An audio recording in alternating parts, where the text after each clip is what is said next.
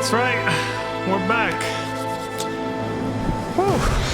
Oh shit. Here we go again. Yep, another Final Fantasy VII Rebirth stream. Hey everyone.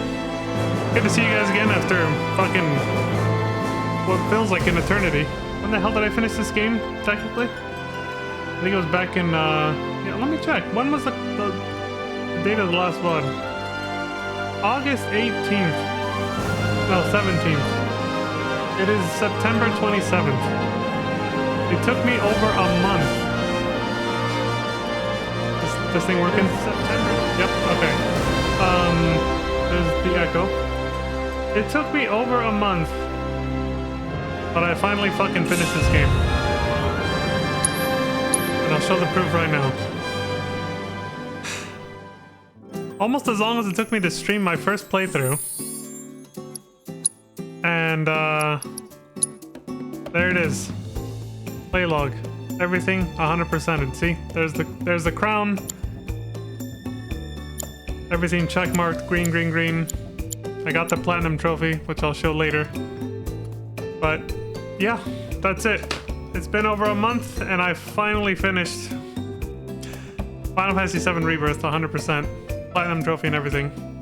Roughly 249 hours. Total from like the day I started playing this game. Yeah. This save file went to 249 hours, I think. I have the trophy video. It's like it takes like a 30-second video clip for the platinum trophy on the PlayStation, so. And yeah, I looked at it just now and it was 249 hours. It's just. Whew. It was fucking insane, dude. It was a whole nother journey. Like, it was a whole nother adventure to finish this game 100%. And so now, the purpose of this stream and the next few streams is gonna be me showing you guys the highlights of that journey. The stuff that I thought was actually worth, you know, worth showing because it either had like extra lore or just like cool stuff that happened. Mostly extra lore stuff since, you know me. I'm all about the story, expanded lore, characters. I'm all about the story, so it's mostly that stuff. So the first thing we're gonna show, or the first thing I'm gonna show you guys, first thing we're gonna cover on this stream is this entire, it'll probably take up this whole stream honestly, like 1 to 2 hours, is the entire side quest storyline for the Queen's Blood card game. That was one of the first things I did. You guys remember I said that during my actual first playthrough that I streamed? I said, I'm not touching this card game. I hate card games. I'll just come back to this after I'm done with the game and look up a guide to see how I can just cheese the whole thing. And that's exactly what I did. Because as predicted, there was, of course, guides on how to build broken decks and just cheese the whole thing. That's what I did.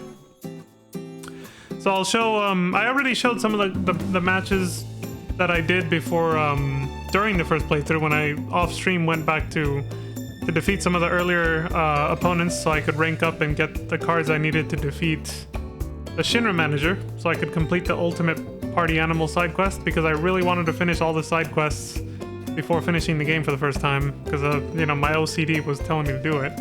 And I could tell that was the last quest in the game without actually knowing. I was just like, this feels like the ultimate like final wrap up for side quests, considering we were in the, you know, we were about to head to the Temple of the Ancients. The game on the PlayStation Store literally tells you the game ends at the Forgotten Capital, and I knew that was right after the Temple of the Ancients. I just put 2 and 2 together and was like, this has to be like the last side. Oh, and then the characters during the story were talking about how the borders were going to close. They were like, oh yeah, the war with Wu Tai is going to restart, so a lot of borders are going to start closing. You better get everything done you want to get done now, blah, blah, blah. I mean, the game drops so many hints. And yeah, after the game, I confirmed that is the final side quest after you do all other side quests. That's the only way to unlock it. But anyway, so yeah, because I had a hunch at the time, I went back and defeated some Queen's Blood players, got the cards I needed to cheese them based on a guide. We saw this a couple videos ago. So I'll re-show those matches, and then I'll show for the first time. And I'm just gonna show the dialogue too, like what they say before you play against them, what they say after you defeat them. I'm not gonna show the full card game because then this whole Queen's Blood thing will literally take like 4 to 8 hours, because the card games were, every match was like at least like 7 to 10 minutes, if not longer, including the dialogue like what they say before and after you beat them, including all of that. Each match, I saw the recordings, I skimmed through what I'm gonna show. It was all like, yeah, 7 to 10 minutes a piece on average. Especially the later matches, like the matches towards the end, which get a little harder. Yeah, those took a while too. Alright, I don't want to talk too much or I'll spoil it. We'll just, you know, you'll see. But yeah, this is going to take the whole stream regardless. But I'm not trying to make it like a 4 to 8 hour stream. So yeah, well, I'll re-show the ones that I already did for the Ultimate Party Animal one. I'll skip the Ultimate Party Animal card match. That happened during the story, fuck it, like, you know. And it's not part of the actual Queen's Blood side quest storyline, so I'll just leave that out. You can go back and see that during my first playthrough VODs. So I'll skip over that, and then I'll show all the other Queen's Blood matches that I didn't do before the Ultimate Party Animal thing. And those will actually show the storyline for the Queen's Blood card game progress, and then we'll see the ending for it and everything. So the plan is to do that this stream, and then next stream I will show my reactions to all the dates. So right now we're just doing an overview of what the next few streams are going to be, basically. So yeah, I finished getting 100%. I made sure to take screenshots before I started doing anything that would affect in the post-game. Like right after that last stream where we finished the game, I was like, okay, what am I gonna do now? What's the first thing I'm gonna do off-stream to start 100%ing this game? And when I saw this, the whole playlog, I was like, I should take screenshots of all my relationships with these people so I can see all the characters, basically, so I can see how I ended up with all of them in my very first playthrough. And I did. I'll show that right now. Or actually, no, it's not relevant for this video. It's supposed to be about Queen's Blood, so I'll show that those screenshots so you guys can see how my relationship status with everyone was at the end of my very first playthrough. Because I didn't know this screen existed when I finished the game. I was just tired and wanted to finish the stream. So I didn't check this, I think. Or maybe I did, I can't remember. I'll have to look back at my VOD, but yeah, I'll show that before I show all the dates. That'll be next stream. But for now, let's just go back to the title screen and get looking at those. I'll probably just close out the game to make sure there's no like lag or anything. I thought it would anyway, but alright, media gallery, albums, Final Fantasy VII Rebirth, and filter. Yeah, video clips. Sorry, set to that. Let me put oldest to newest. Oh, it's already set. Okay, good. It saved my settings. I like that. These I took during my streams. These first two videos are just the Gilgamesh thing. I wanted to have a saved video of that. Because as I predicted, when you do New Game Plus, you don't actually get to do the Chadley stuff or the Proto-Relic stuff again. If you ever want to do the Proto-Relic and Chadley storylines ever again, you have to do a fresh new game. Just like with Remake. Which is why my last my New Game Plus run of Remake doesn't even include Chadley at all in any of it. As you can see on my YouTube channel. I had to like pull up some old clips taken from my PS4, because that's how long ago my first playthrough of Remake was, of course, when it came out in 2020. I had to pull up some old clips from there that I had the foresight to save when I did all the post-game content for that game off stream, showing Chadley's like backstory, especially when you finish all the extra like combat simulator fights and he tells you that he was a cyborg created by Hojo and that you helped set him free and yada yada. Like, you don't get to see any of that during New Game Plus. You have to do a fresh new game if you want to see any of that stuff, and that's like basically asking the player to 100% the game all over again with a fresh new file, and that's just horrible. So I'm saving these for that. Okay, so there's context for those two clips and why I'm skipping them. Now let's get to actual Queen's Blood.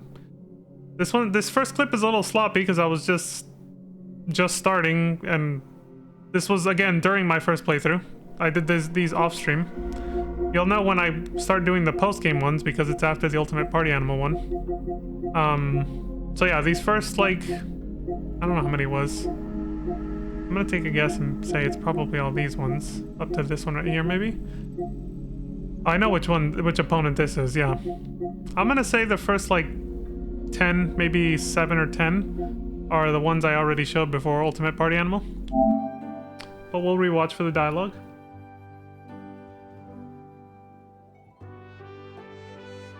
So on stream at the beginning of the game, I actually went up against that person I was pointing at right there, Vash. That was for Tifa's side quest, which, by the way, I did do that side quest during my first playthrough, as much as I said I didn't want to play the card game or whatever, because I realized very quickly that the side quest system was tied to the characters. Like, I picked up on it really quick, especially when you look at the side quest log, you see a character's face on it, and every time you finish that character or that side quest involving that character, it says your relationship with them changed. I very quickly realized if I wanted to ensure that I got a date with Tifa, but didn't want to be a complete asshole to Aerith or Yuffie or anybody else, I was gonna have to do that side quest because I had already done Aerith's side quest for the Grasslands area. I was like, son of a bitch, now I have to do this one because it's for Tifa and I can't neglect her or I'm not gonna get the date with her. And yeah, it turned out to be true.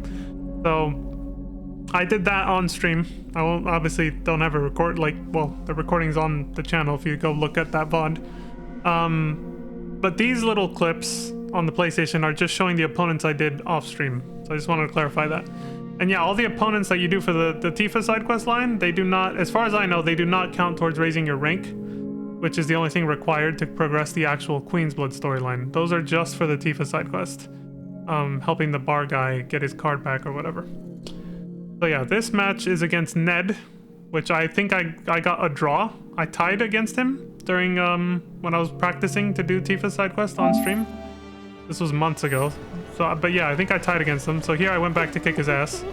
Once I actually, at this point, I've looked at a guide and saw what the best deck was and what cards I needed to get that deck, but also what cards that I already had access to would be the best loadout and how to use them. So I'm gonna wipe the floor with Ned. This is our rematch, our epic rematch. And again, I already showed this match. The clip we're about to see, I already showed it a couple streams ago when I showed, you know, the card games that I did to get the ones to defeat the ultimate party animal or whatever. So yeah, I'll just skip to when we talk to him, because here I'm building the deck here and looking at the guide, following it to see what to do. It was on GameFAQs. It's the only GameFAQ guide there is for this game. It's incomplete at this point. I doubt it's gonna be completed. I think the guy just abandoned it, but he put enough info in there to help for most of the casual content in the game, at least. What have I learned? Oh, you're back. I don't want to lose, but oh, I do want to play. Motherfucker. Bruh. I have the console set to max volume. If it still sounds kind of quiet, it's literally just because for some reason the clips are quieter than the actual game, no matter what volume you record the game at. On the PlayStation, I mean. If I'd recorded these clips on my Streamlabs OBS, if I'd had that kind of foresight, I mean, I didn't really care too much. I already said I don't really care much for the card game. I just don't like card games. I was like, whatever. But it would sound a little bit louder if I'd done that.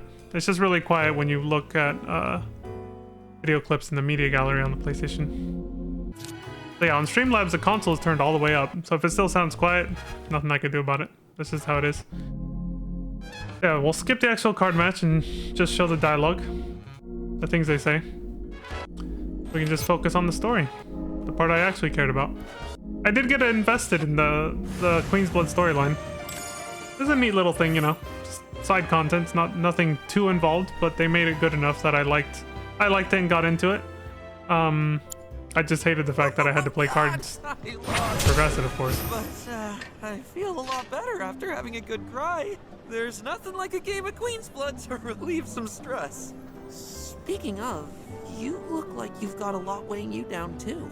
It's written all over your face. Trust me, crying does wonders. You really ought to try it. Thanks, Ned. I said this before, but he's right, yeah. It's a stress reliever. Oh, around with me? I think this was just to see what they say if you say no. I get it. No one wants to play with a crybaby. Bruh. Okay, and that was it. The next video starts midway through the same match against Ned. Again, I told you it was a little sloppy because I wasn't sure how I wanted to record these yet. But then I moved to the next opponent, I'm pretty sure. Yeah, here it is. Zahira. Shakira, Shakira. Oh wait, sorry. Hey Dad, Wrong name. Bruh. You suck! Yep, I know.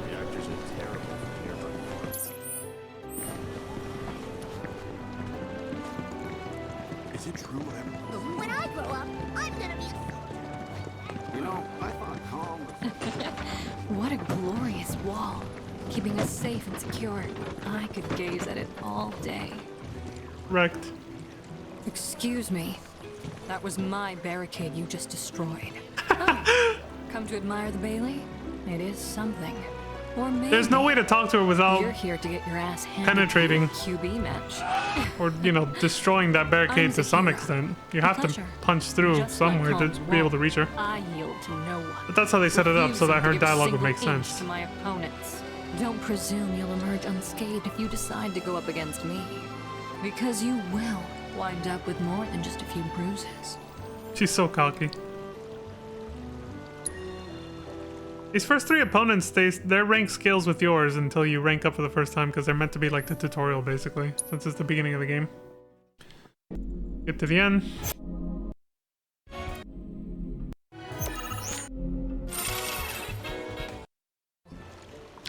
I will show a little bit more of the actual card match for the more story-heavy fights. When the story arc for Queen's Blood, when the little storyline actually starts to reach like its climax, and you know, you get to like the final boss segments for the card game.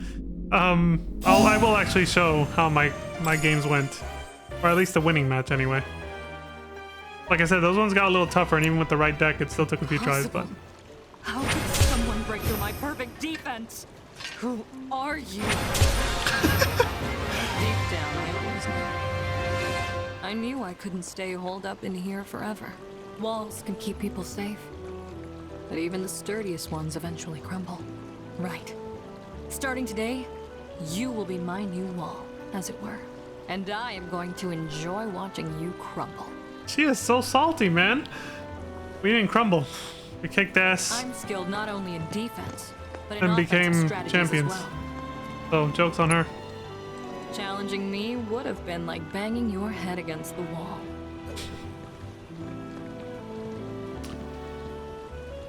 She's like, build the wall. Yeah, the whole thing with her saying, who are you? I said this before the last time I showed this clip. I was like, is that a very low-key King Thornton reference from FF14? When you defeat him and he says, Hey there, what mister. are you? Are you looking Almost for in the someone same to way. play Queen's Blood with? We'd be more than happy to go a round or two with you. I'm Devin, the younger brother. And I'm Darren, the older one. And together, we're the Double D Duo, a team of twins who love Queen's Blood. You'll face my little brother here first. If you win, then I'll take you on. 2 for the price of 1. Sweet deal, right? Speaking of prices, if you lose against either of us, you gotta fork over 3 gil. What? What the fuck? Yeah, they drive a hard bargain, man. I was fixing my audio balancing since these clips are so much quieter than when you actually play the game live. I don't know why when PlayStation records a game, it lowers the volume by like 30%. Skip this. So you had to do 2 matches for this. You have to defeat one at a time, basically, of the little twins, the kids. The reason I'm re-showing some of these matches that I already showed before the Ultimate Party Animal thing was just to put the story back, the actual Queen's Blood story back into context. Don't worry. Because the other time was just to put into context how I defeated the Ultimate Party Animal instead. But next, you gotta beat me. Figured it's better to just have it all in one video, basically. Don't worry, Devin. I promise I'll avenge you. Yeah, because one of these matches actually... Yeah, it shows like the actual beginning of the storyline, so to speak. So to be honest, the actual beginning is when you first get your cards, at the beginning of the Calm chapter, chapter 2. I was still learning here, so I was very slow.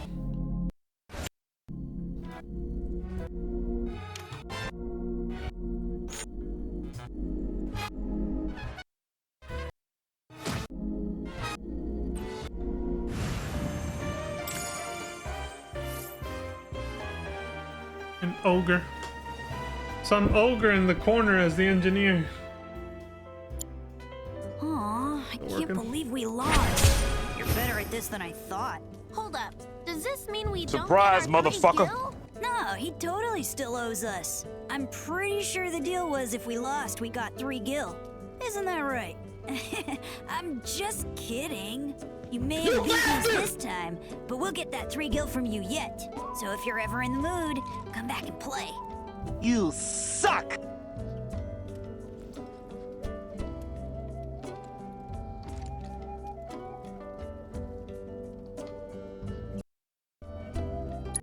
There we go. I was like, did I again, the first couple videos are a little sloppy because of the fact that I was, you know, If you lose, you gotta give us 3 gil, okay? deliberating what to record and what not to. We're ready to play whenever you are. And that's pretty much it for that one. Not Zogan, a single this guy, bite. the fisherman. Oh, well, would you look at that? I finally hooked a catch, and a good one, too. Bet you thought you could blow me out of the water just 'cause I'm getting on in years, hmm? Well, think again. I'm this town's ace angler, Zogan, and I've caught much bigger QB fish than you, Sonny. I tell you that much. You young'uns can thrash all you like, but you'll never beat my years of experience. Bullshit! You son of a... They always talk so much trash. Everybody gangster till they're laying on their back. Or folding their cards, I guess, in this case, I don't know.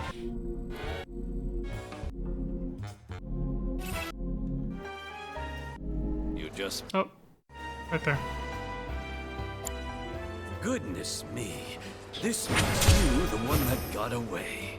Serves me right for looking down on you just because you're young. Queen's blood is a lot like fishing, you know? Gotta be patient, wait for the right moment, then reel 'em in. Time it wrong, and you'll be watching your victory swim away. Just look what happened to me. Guess I had a bigger catch on my hands than I thought. I should have been more careful. Perfect. Now it's time to really win. All right. Back in the water you go. Muppet. Huh? You're not looking to throw down, are ya? Isabel. Sorry, but I was just about to leave port. Oh, name's Isabel, by the way. Was looking for a challenge, but failed miserably. Since this place was a total bust, I figured I ought to try my luck elsewhere. Although, maybe you can put up a decent fight. What do you say? 1 round of QB before I set sail? Her tone and cadence, the way she talks and everything, even her character model looks almost like the chick from Back in Calm with the whole wall tower defense strategy thing going, I don't know, that she had going for her. Yeah, this chick had Shiva.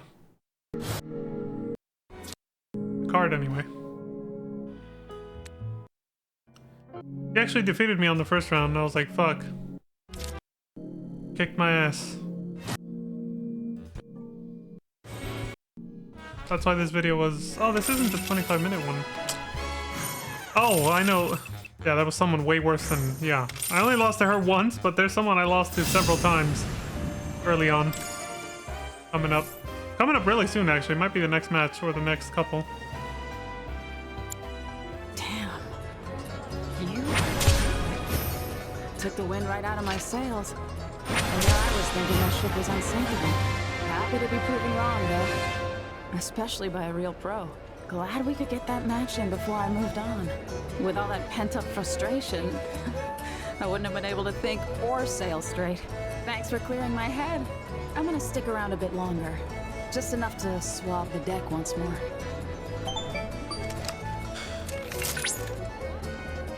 Congratulations, Cloud. You have attained the rank of Blood Squire. As such, I have information that may be of interest. A talented player by the name of Cameron is looking for opponents within the Crow's Nest. I believe that you would find him to be a suitable challenge. Perhaps you ought to seek him out. And this is where the storyline for this side quest, this minigame side quest line really begins. When you get to this rank and Chadley tells you about Cameron. As many times as you want. Better batten down the hatches, because I don't hold back. See how she's almost just as cocky and everything as the other chick at Back and Calm. Yeah, I was like, okay, before I take on Cameron, let's take on the other two like normies around here. This chick Michaela is like way harder than Cameron was. Hello. My name's Michaela, and I'm a proud member of the CAS's Queen's Blood Promotion Committee. Our goal is to spread awareness about the game's diplomatic potential.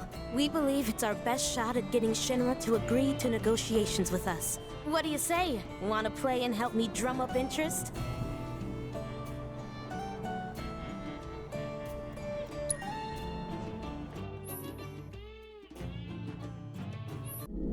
Yeah, this took a few tries. This is a 25-minute video. This is why I'm skipping ahead. But she has one of the cards I need, which is the Mind Flayer. Well, needed for the earlier version of the strategy I ended up cheesing all the other enemies with. Or all the other players, I guess. I mean, I had to defeat everyone anyway, but... One of the reasons she was so hard is because she's using the strategy that I used to cheese the rest of the game. The strategy that the game fact I was following says to use, which involves those two Tunberry Kings and the Mind Flayer, using them in a very specific way. You essentially just sacrifice your cards repeatedly using the Mind Flayer to feed the energy of the Tunberry Kings, because they gain power with every defeated allied card that like dies basically, and the Mind Flayer can let you kill like weaker cards. That was great. Even if they're your own. Talking about that connection you feel when you're playing someone. You, my friend, are now officially a member of the Queen's Blood Promotion Committee. People laugh, but I really think this game has the power to bring folks together in a way few things can. Because the key to world peace isn't violence. It's joy. Plain and simple joy. Comrade, I hereby ask you to go forth and play Queen's Blood. Spread the joy of gaming. I'm counting on you. Thankfully, the Tunberry King card was not obtained from another player. Let's spread the word about Queen's Blood together. You get it from the Card Carnival minigame in Costa del Sol. You're welcome to come back anytime. Just say the word if you want to go around. I'm not sure if I recorded that or not, but it's not important to the storyline, so even if I did, I might just skip it anyway. So we can get through this a little quicker. I think this is the Card Carnival one. I was about to go against this guy, then I was looking at the game fact about how if you combine the Mind Flayer with the Tunberry King, you get a really broken strat. So I was like, you know what, never mind, I'm gonna go to Corel, go back to Costa del Sol, and get that Tunberry King card. I think that's what this video is me just doing Card Carnival. Yeah, it is. Specifically that one. Yeah, Kingly Clash is where you get it. Tunberry King. There it is. Yeah, I just went to go do that. Again, I'll skip it. It doesn't matter. Thankfully, the puzzle solutions are always the same. So the game fact had them. I just followed what that said to do, and then I did it. Some of them were inaccurate, so I had to look up YouTube videos. Because, yeah, the game facts, it needs work. Work that I don't think it's gonna get. I'm pretty sure that person lost interest and moved on already. Which is fine. Luckily, there's YouTube videos showing you how to do these. I just followed those. And eventually got the Tunberry King card. There it is. Then I went back to that guy with the guitar. Here we go. Fishing might pay the Neil. bills, but the saucer's got all the thrills and all the gills. And to be frank, I want to make bank. So, with my razzle dazzle, I'm gonna win all the card battles. You with an agency? Here to sign me? No, wait. You came out here just to see the famous Queen's Blood rocker. All right, twist my arm, why don't you? I'll give you the show of a lifetime. I'm good. Oof, savage. So you're not a talent scout or a fan. Why didn't you say something? You're too busy talking. and I'm gonna be the world's greatest QB playing guitarist. What do you say? Want to play against a future celebrity? Bruh. I do like that they went out of their way to give every Queen's Blood player a unique personality. That's why I'm bothering to show these other matches. Just to like pay respect to that. Even if they don't directly influence the overall storyline too much. Only the ranked players, the ones you have to defeat to actually finish going up in rank after the other lesser opponents. Only those ones tie in a little bit more to the actual storyline. Even then, not as much. But again, I figured if I'm gonna show the Queen's Blood storyline, I might as well show all the characters involved in it, because it's not like it's that many. It's a lot, but it's not too many. It's not overwhelming.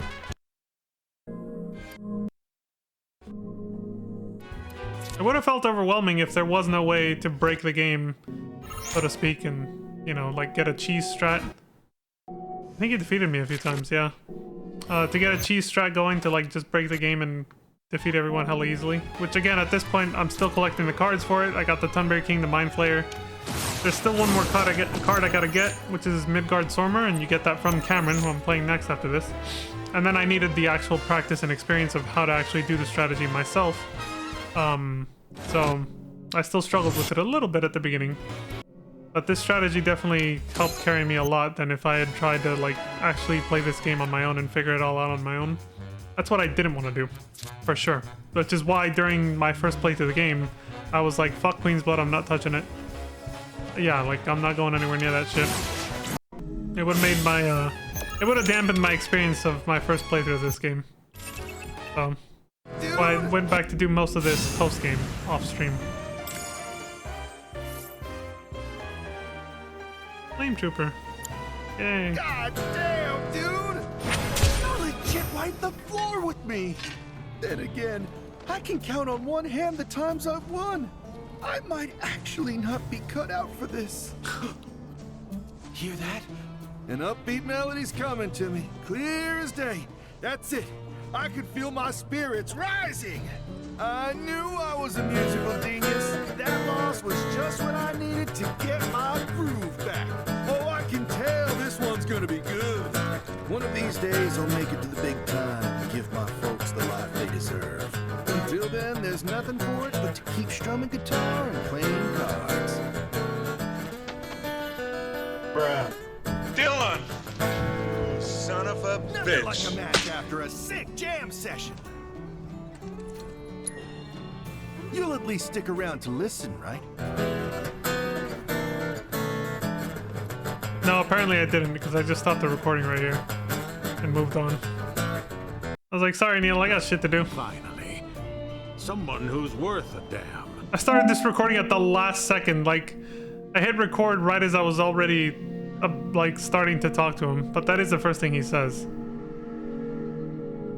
Like right there, see? Finally. Someone who's worth a damn. I'm Cameron, Queen's Blood champion, and I roam the world in search of proper sport. I've scaled mountains, braved wastelands. As I communed with nature, I received a vision. The true spirit of this game we both play. And now I shall reveal it to you. Are you prepared? Then come.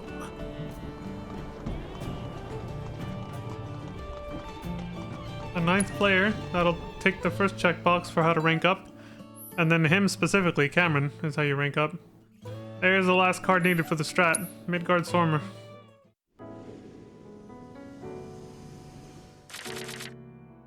That one does the same thing as the Tunbury King, but with both enemy and allied cards being sacrificed, not just allied, like Tunbury King. So it's an upgraded version, basically. This was the last regular match I showed on stream, I think. Yeah, because since this completed the set for the strategy I used against the Shinra Middle Manager for the Ultimate Party Animal quest, it was the last one that was relevant to that video a few streams ago. So this was the last normal match I showed before that one. Means the next video might be the Ultimate Party Animal one. I think I still have it. Unless I deleted it because it wasn't necessary or relevant anymore.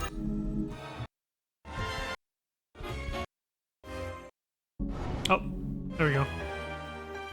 So this is where the fact that there is a deeper storyline finally gets revealed to you, the player, once you defeat this guy.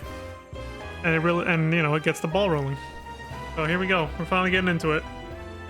A test! This is wrong. This is all wrong. I don't understand. It was just supposed to be a game. It's just a game, bro. It's just cards. There it is again. That voice. Dude's basically in the shadow realm. Has returned. No, that's impossible. Full on fucking Yu-Gi-Oh. Just a silly card game. That's what they said in Yu-Gi-Oh, man, but it ends up deciding the fate of the world. Don't underestimate a card game.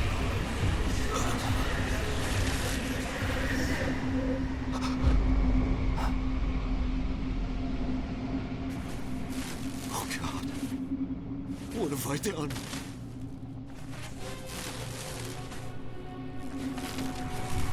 I have to tell them. They all need to know the terrible truth about Queen's blood.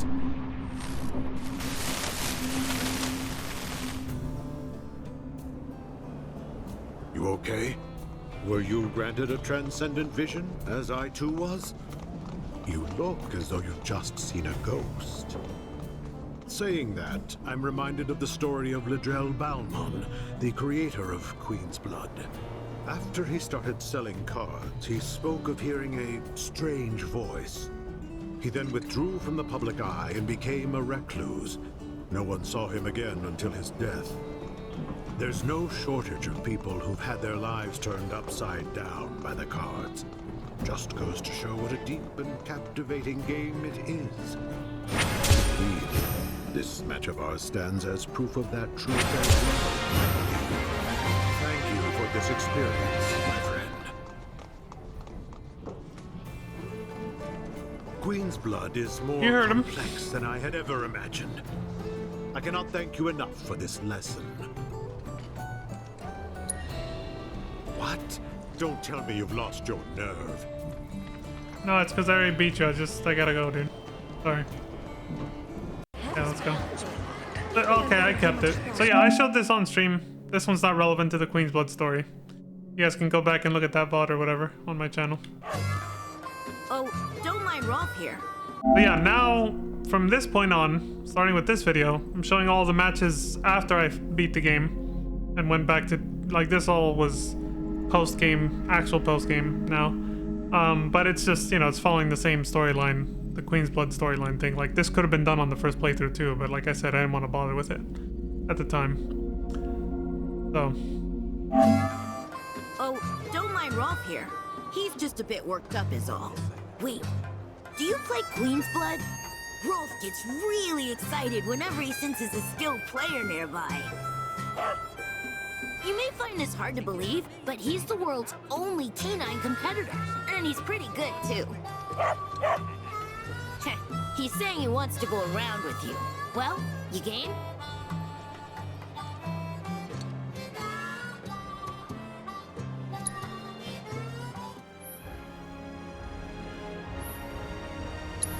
That's a fat cock. We'll have that in our hands soon enough. What the fuck? You son of a bitch! He played it. He played his fat cock. It's on the fucking board right there.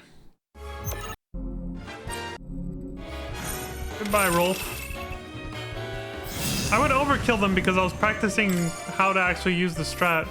I wouldn't just pass, even if I had already won, I wouldn't just pass. I would place as many cards as possible so that I could get used to seeing how it worked for myself and experiment with different ways of using it too. Of using the strategy of sacrificing cards for the Tunberry Kings and Midgard Stormer, all that stuff. So yeah, we defeated Rolf, the dog. We got our hands on his fat cock. There it is, card 39, Cockatrice. Like I said. Someone's a sore loser. But you gotta admit, he's pretty good, right? Amazing, even. Rolf is actually scheduled to make his television debut.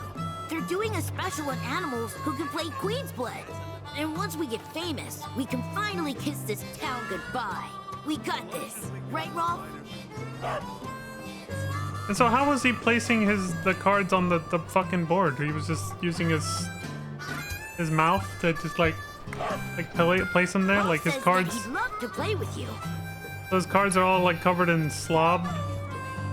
Like dog saliva, including his fat Come cock. back if you ever want to play. His cockatrice card is all covered in his own slobber. That's like fucked up. See, look, at this point, look at the length of the videos. They went from being 15 minutes to now 8. And then this next one is like less than 7 minutes. I got into the swing of using that, you know, OP card strategy basically to defeat everybody really quick. The matches started going faster basically. Yeah, this is against Biff, still in Corel, like the dog that we just fought. It's a gang member who used to be part of those 3 idiots group from back in the Grasslands who appear in Midgar in the first remake. Butch or something. I think he mentions them. They're so forgettable. They're funny, but their names are forgettable, so I'll just let this guy, he mentions them, so. Looking at. If you got something to say, then spit it out. Just know that I'm such a badass that even Beck and his bitches couldn't handle me. There we go, Beck. Get me out of their stupid little gang. That's right. You're standing face to face with the legendary Biff. Beck's you badasses. shaking in your boots yet? Oh. Tough guy, huh? Respect. But it seems to me like we got no choice but to settle this with a game of Queen's Blood. And if I whoop your ass, you gotta give me 7 whole gil. His price was almost the same as the kids, and then he raised it to 7. Like, alright. He's got a bomb. A true criminal. Anyway, kicked his ass real quick. And then,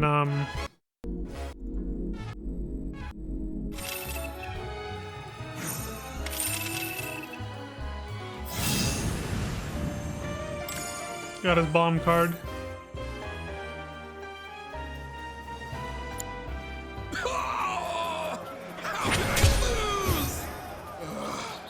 That's what he says. No secret.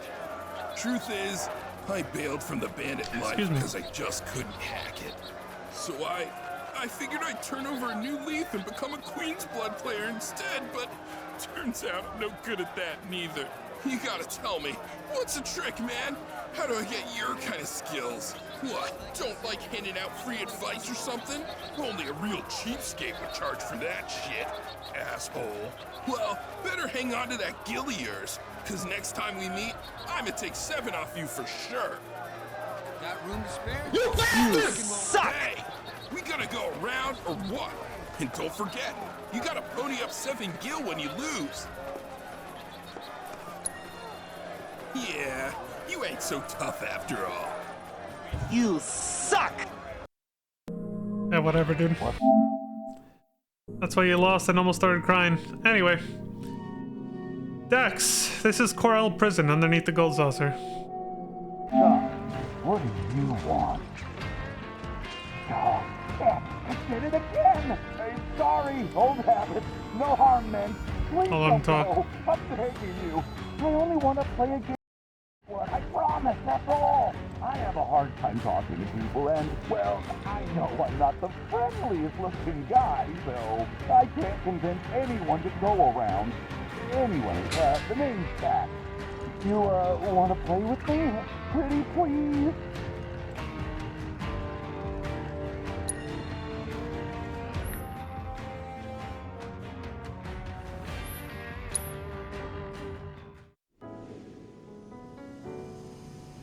I'm still here, by the way. I just got up to get something while this played out. This dialogue wasn't that long, though, so I'll go ahead and fast forward.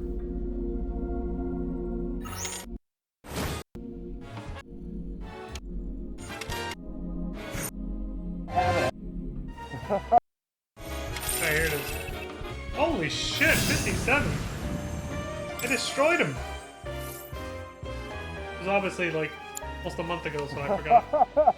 That was even more fun than I'd imagined. I've been missing out. Prison is a great place to let your guard down, you know? So I got into the habit of acting tough and yelling at anyone who looked at me funny. It kept me safe, but it also made good, decent people like you avoid me altogether. Even though I just wanted to play cards.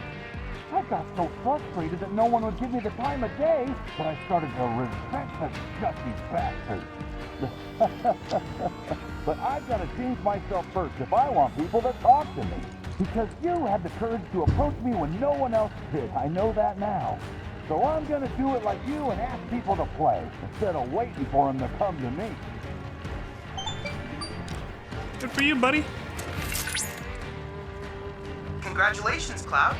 You have attained Blood Knight, and I have obtained intel on a new opponent for you. There is a somewhat mysterious player by the name of Novalon in North Corel. Having proven yourself as a knight, I believe you can defeat this formidable foe.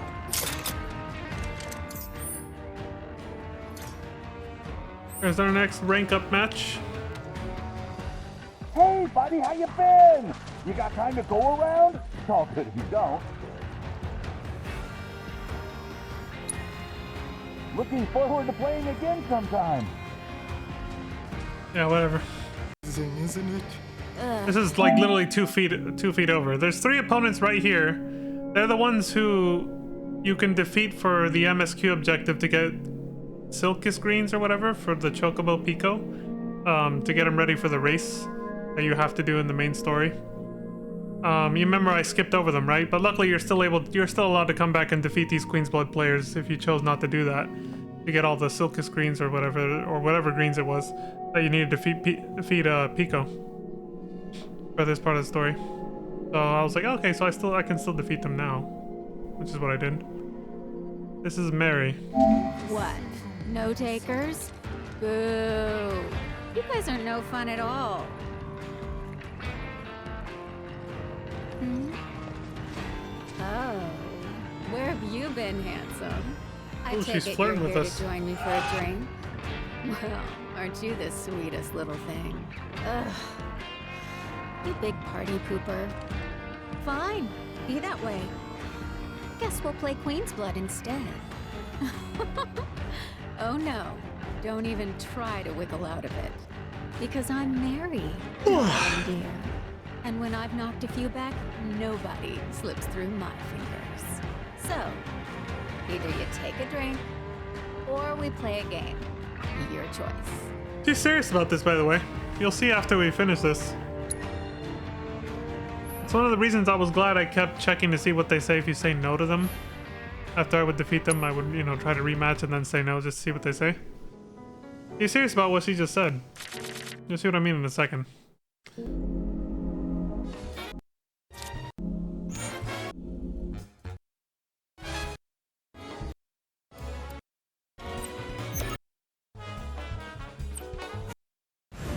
There we go, 49-0. Got the Death Claw. Well, shit. You got me good, hot stuff. Should have had more to drink. I have a confession to make. You see, my dear, even though it's my surefire ticket to victory, I've kind of been cutting back on the booze. Do you want to know why? A while back, I drank way too much, blacked out in the middle of a match, and had an awful nightmare. I dreamed this creepy stranger was trying to chat me up, which is why this match totally doesn't count. I am still off my game. Next time, you better bet I'm gonna be sauced to the max. So watch out, boyo. See, the game drops subtle hints about the story there. Obviously, the alcohol had nothing to do with it. That hallucination that she thought was from the alcohol that she drinks, it was obviously Ladrell Balmont or whatever, the guy who we saw in the Shadow Realm when we hallucinated him, when we fought against Cameron. They're hinting at that other Queen's Blood players are also hallucinating the same thing. Not just us. Isn't it? So, what'll it be? A drink or a game of Queen's Blood? So see, I said no, and then you're actually forced to take a drink. Look, Poppy just grabbed the bottle. I was surprised. I was caught off guard. Oh, someone knows how to have a good time. That won't get you drunk, though. It was just a vegetable smoothie. The deal is Holy a deal. shit! I release you. That's not the first time they say something like that. There was somewhere else, actually right here in Coral Prison, where you can make Cloud take a drink. And even then, just like right there, they throw in a line to let you know it's not alcohol. And I feel like that was literally just thrown in there to make sure the rating for the game stayed as teen. I think. It might, even though it has a teen rating, it might actually have use of alcohol anyway. In which case, I don't know why they added those lines to water it down like that. But my guess is that regardless of the rating, they probably just don't want the player to feel like they're actually making their character, in this case Cloud, consume alcohol. Like, they didn't want to go down that road. Probably because of the controversy it generates, like, you know, with Grand Theft Auto, for example, that for years it's caused controversy that you can actually get your character to, to drink alcohol. They can get drunk and then you can get behind the wheel and drive drunk, right? Square Enix probably just didn't want to promote the idea of getting your character drunk.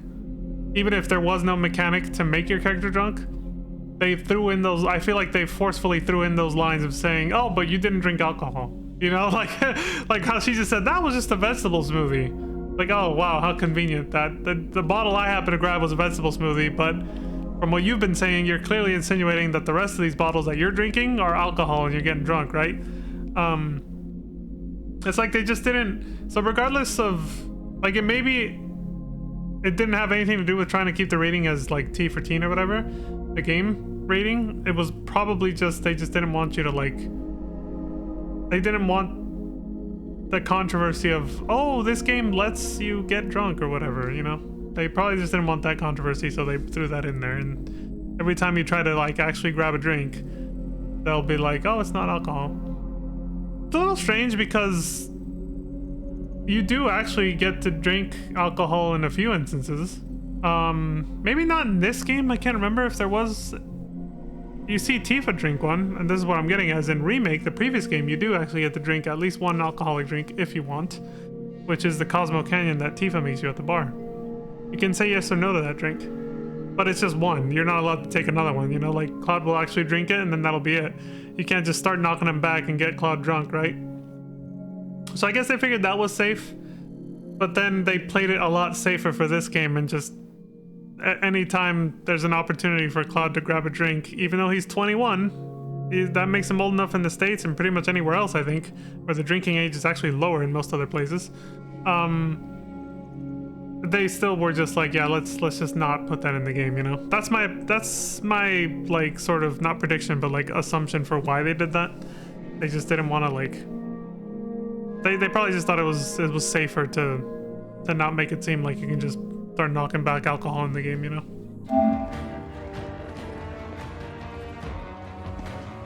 But at least they still show other characters, like her, actually get drunk and talk about it. So they didn't completely pussy out of, like, depicting alcohol in the game. They just don't want... It's just different when it happens to the player, basically. They just didn't want that. It's kind of like... In a similar way, it's kind of like how death scenes in, like, Resident Evil games or survival horror games, but specifically for Resident Evil, you can see NPCs die in horrific manners, like that dude getting literally ripped in half and his guts hanging out at the beginning of Resident Evil 2 Remake, you know, with the shutter thing. But that can't happen to you. But, you know, like the actual player character can't die in such a gruesome way. They die in ways that can come close to being almost as gruesome, but it's always like semi-censored in some way, if you notice. It's never depicted the same as like an NPC dying a horrific death like what I just said. But in the older games, like back on the PS1 days, back in the 90s and 2000s, mostly just the ones in the 90s and PS1, the player character could actually die some pretty horrific ways. But like, at some point they shifted to make it so that the player character no longer gets like dismembered and horrifically, you know, destroyed. It's just like, for some reason, the perception is just different if it can happen to the player rather than some generic NPC. And so I feel like this is kind of the same thing with the alcohol.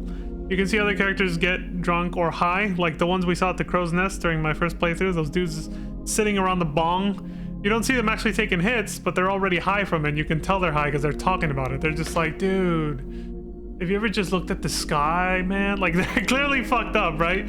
But they don't let you as a player do it. It's like it's different for some reason. A weird sort of perception thing we have going. It's all cultural, you know. It's all cultural. May I help you? I'm in the middle of a performance. Are you? Here to play Queen's Blood? That's going to be tricky. I'm a living statue, you see. I'm not supposed to move under any circumstances.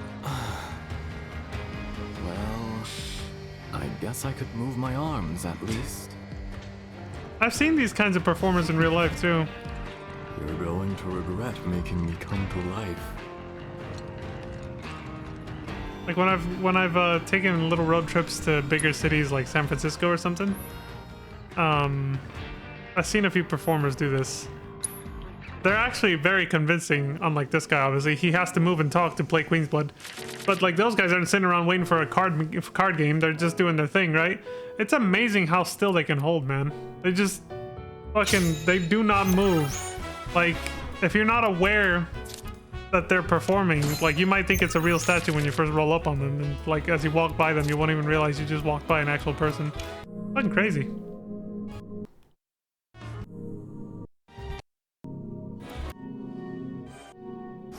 Pietro was this guy's name. And Joker. You completely demolished me. Well played, good sir. But surprise, motherfucker! My performance wasn't half bad. Wouldn't you agree? Sure. Someday, I hope to join the Gold Saucer's grand stable of performers. That's why I'm trying to hone my skills by purposely putting myself in the harshest of environments. But my winning streak was starting to draw negative attention, so maybe losing was for the best. I'll be here for a while yet. If you would like to play another game, just let me know. No problem, buddy. Oh, do you want to play?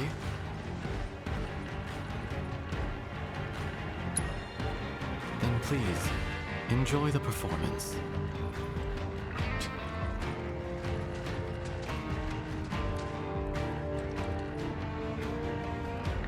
Holding mega still. And there's the oh, this not again. This isn't part of the Queen's Blood storyline, but it's part of the main scenario. See, look at the top left. You look at the top left. It's part of the main scenario thing I didn't do to get the Gissel greens or whatever Silkus greens for Pico. Because you even after that part of the main story is done, you can still go back and do the objectives you didn't do, and use the extra greens to buy barding for the Chocobo. Extra clothing for the Chocobo. So I went ahead and filmed that too, for the hell of it. And there's the man of the hour. Thanks to your efforts, demand for Queen's Blood is back and stronger than ever. It's at an all-time high. This is still in Coral Which means Prison. my profits should be too. You did me a great favor. Take this as a token of my thanks. Before you Silkus go, greens, that's what it is. I have some cards I'd highly recommend for a player as skilled as yourself. You won't want to miss out.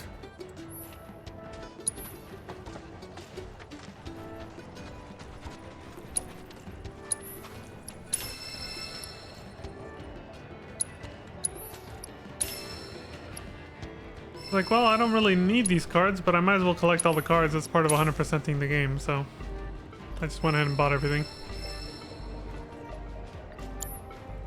I'm glad the card packs were cheap. People lose interest when they start thinking they can't win.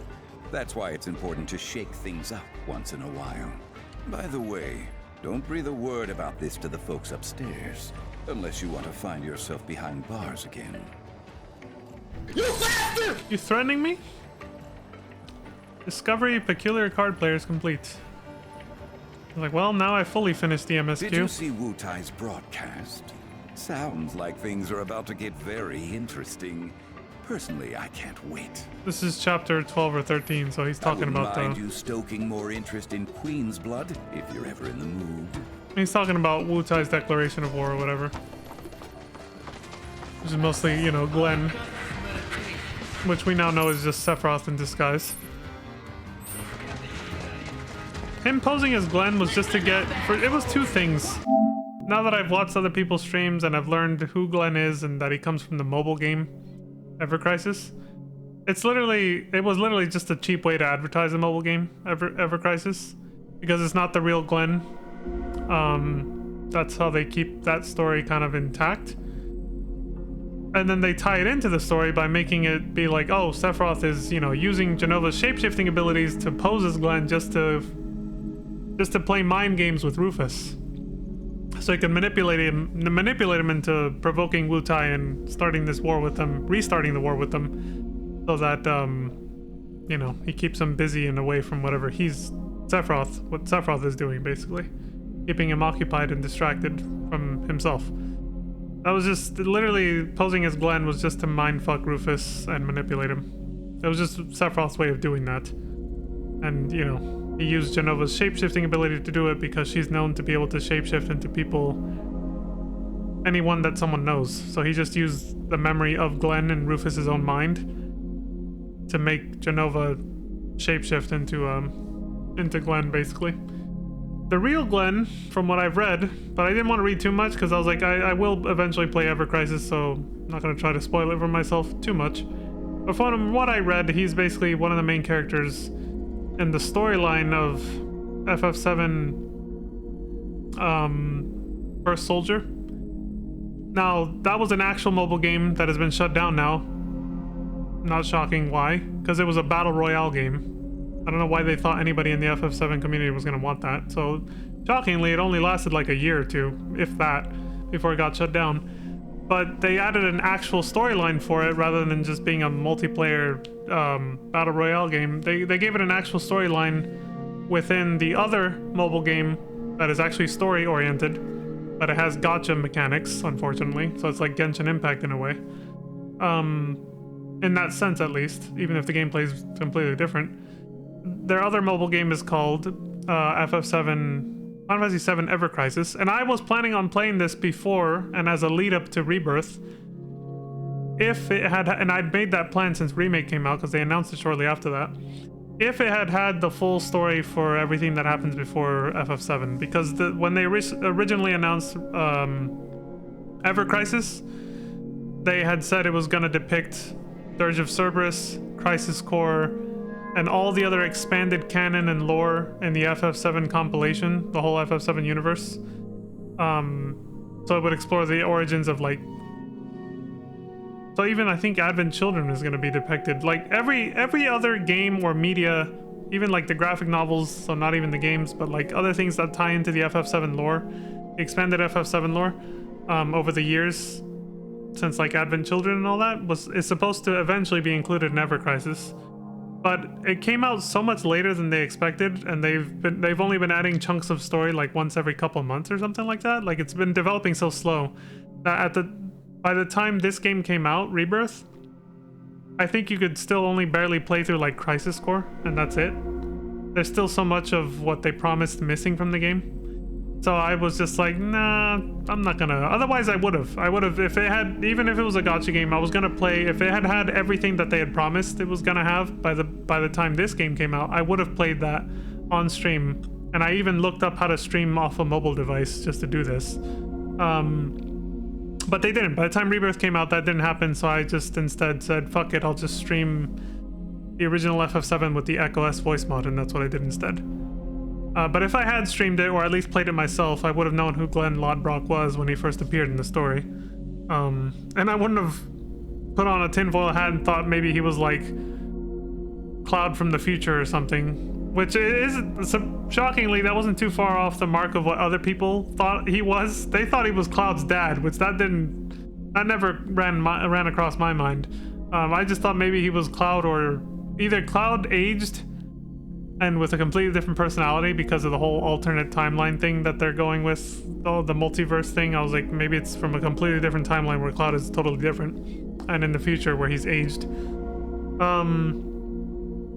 So that was my theory, and then other people thought it was Cloud's dad. My only other guess was that it was Rufus's dad from a different timeline, slightly younger President Shinra, basically the one who Sephiroth killed in Remake. But yeah, but then I found out from watching other streamers and their Twitch chats that he's just, you know, from the storyline for First Soldier in Ever Crisis. So I was like, oh, okay. And on that note, I want to say that I'm glad you can actually play through First Soldier's storyline through Ever Crisis, since the actual First Soldier game has been shut down and you can't play it anymore. But it kind of sucks because, and this is a totally different, I don't want to go into it too much, it's just going to be a rant about like mobile games and stuff. It kind of sucks that you have to play Ever Crisis to get some extra, to actually fully understand where some of these characters come from. But specifically because it's a mobile game that can be eventually be shut down just like First Soldier was. Because then it's like, well then in the future, if it's not functioning anymore and you can't play it, how are you supposed to get this extra lore? Hope that somebody recorded it on a YouTube video? Read it up on a Wikipedia? Like, it kind of sucks that it's content that can eventually just disappear and then you can't access it anymore. I did something similar with Kingdom Hearts. The mobile game, I didn't find out until after I played Kingdom Hearts 3 that in order to fully understand where some of the characters that appear in that game, but not in the previous ones, come from, is to have played the little like mini MMO mobile game for Kingdom Hearts that has also now been shut down. Called, what the hell was it even called? I can't remember what it was called. Here, I got the app on my phone because I hope they do this with Ever Crisis 2 if they ever shut it down. Well, they changed the name, but as of right now, it's called Kingdom Hearts Union Key. It had a slightly different name before that, and it depicted like the Keyblade War that led to what eventually becomes the storyline of Kingdom Hearts. So it's like, it was a major prequel to the entire storyline of Kingdom Hearts or whatever. After Kingdom Hearts 3 came out, they rebranded it because they added like new story to it beyond the Keyblade War. They added a bunch of new stuff to it, but the game still obviously eventually just shut down because people just stopped caring anyway. But so what I'm getting at is that what they did with it that I thought was actually kind of nice, at least, is that you can still get the app for the game. You obviously can't play it anymore. The servers have been shut down and it was on an online only game. But the app's still there on the store. You can download it and you can just watch all the cutscenes now. So you can just, they just changed the app of the game so that instead of playing the game, which you can't do anymore because the servers are gone, it plays all the cutscenes if you want. You can just sit there and grab some popcorn and watch all the cutscenes on your fucking phone or tablet for the entire storyline of that game, basically. So if Ever Crisis ever gets shut down, hopefully they'll do that so that people can still experience the extra lore bits of story, especially since they made them tie into Rebirth slightly. Because like I said, with Glenn just being revealed as Sephiroth in disguise, you don't necessarily have to even know who the hell he was. You don't actually have to play Ever Crisis. Once you realize it was just Sephiroth in disguise, you can just kind of be like, okay, so just some other random expanded FF7 universe character that you don't actually have to really know who he is. Maybe not. Maybe part 3 will come out of this game and then you'll realize you had to know more about him. I don't know. We'll see when part 3 comes out in 4 years if we're still alive by then. But yeah. So I'm glad they did that at least. But I mean, if iOS or if any of these Android or iOS, whatever, eventually updates to the point where the app is no longer compatible, then even if they kept the app up so that you could watch the cutscenes, if it becomes incompatible and they don't update it, then eventually you won't even be able to do that. So it's like eventually we will lose access to the fucking story, basically, which is still kind of stupid. I don't like that at all. Yeah, it's just like, why make this little mini MMO mobile game have like semi-crucial or actual crucial lore to this other single-player franchise? I'm talking about Kingdom Hearts, but I mean, they're doing the same thing with FF7 now.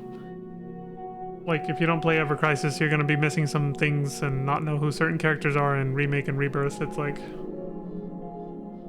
you know what I mean? It's kind of annoying. So, I'll leave it at that. I had to get that off my chest.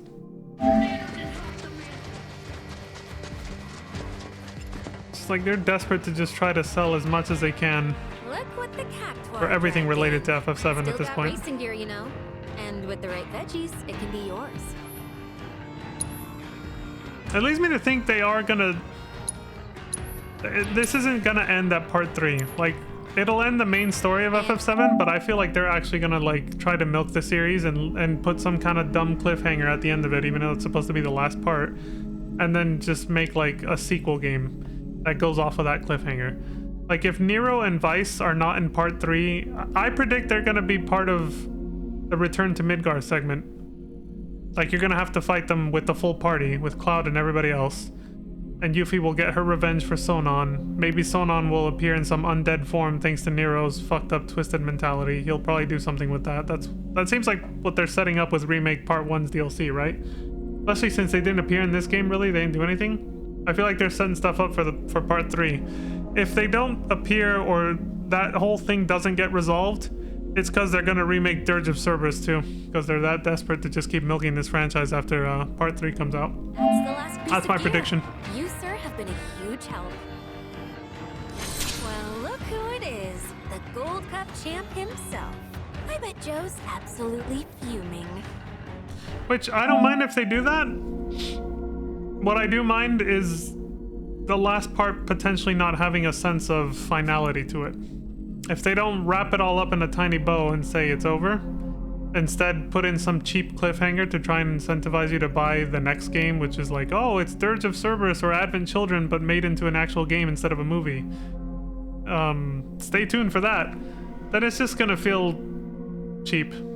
It's gonna feel dumb if they do that. As for people who are only interested in the 3-part mainline remake series and don't care for any sequels and expanded stuff that comes after that, it's gonna suck for them to have to see a cliffhanger at the end of what's supposed to be the ending of the main story, right?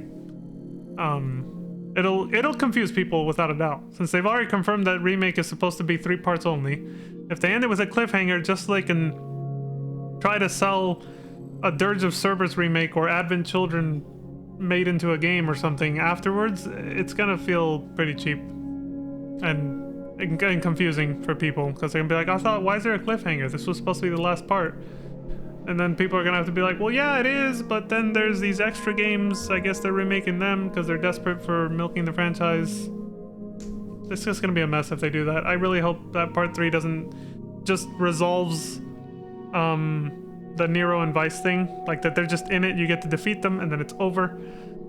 Or just doesn't, like, that is the only way they can just not have a loose end that they then have to, you know, that they then use as an excuse to make a Dirge of Cerberus remake or something, or some other new game and do something different with those characters and try to get you to buy it.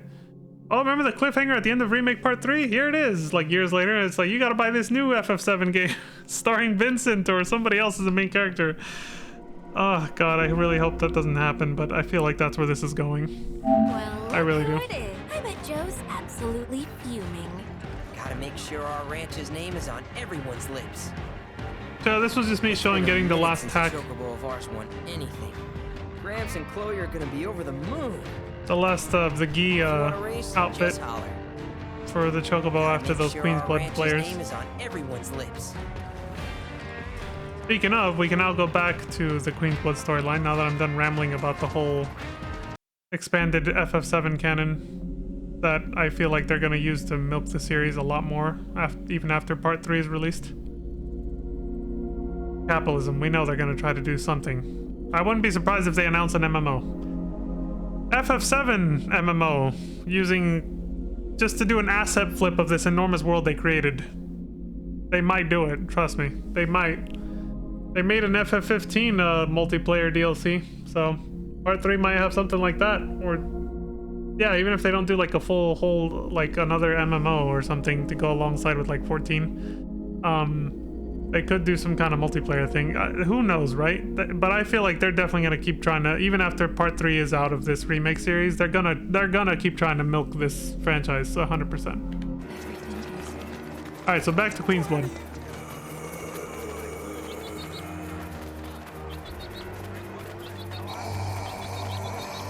He's meditating and levitating at the same time. You have begun to fulfill your potential. Long have I awaited this day. At ease, young soldier.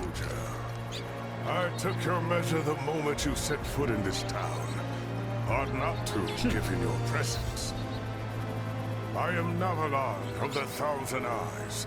Years of meditation have granted me sight beyond sight. It is this clarity which shows me all, even that which some wish to keep hidden. You exude a powerful yet troubled aura. Indeed, it makes you the perfect opponent. Come, and don't you dare hold anything back.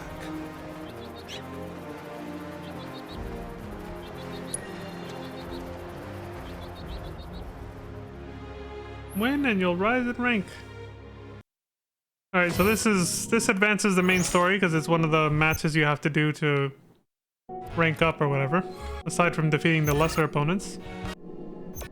So I'll stay on camera for this, but since it's been over an hour, I gotta take a break. So what I'll do to save time, instead of actually like, you know, fucking off and having to edit the stream for the YouTube video, I'm actually just gonna turn off my webcam, stand up and stretch while I let the next few videos play on their own.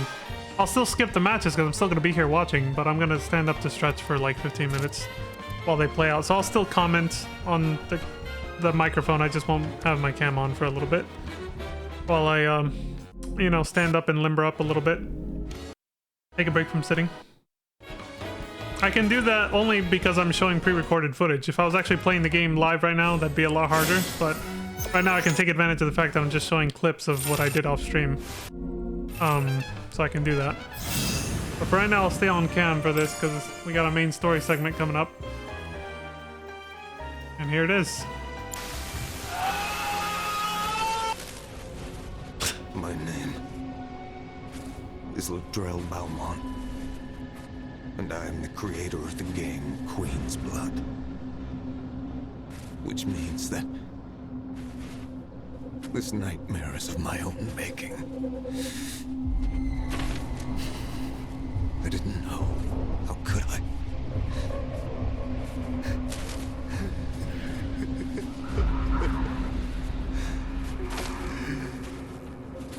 You hear her too? Time's running out.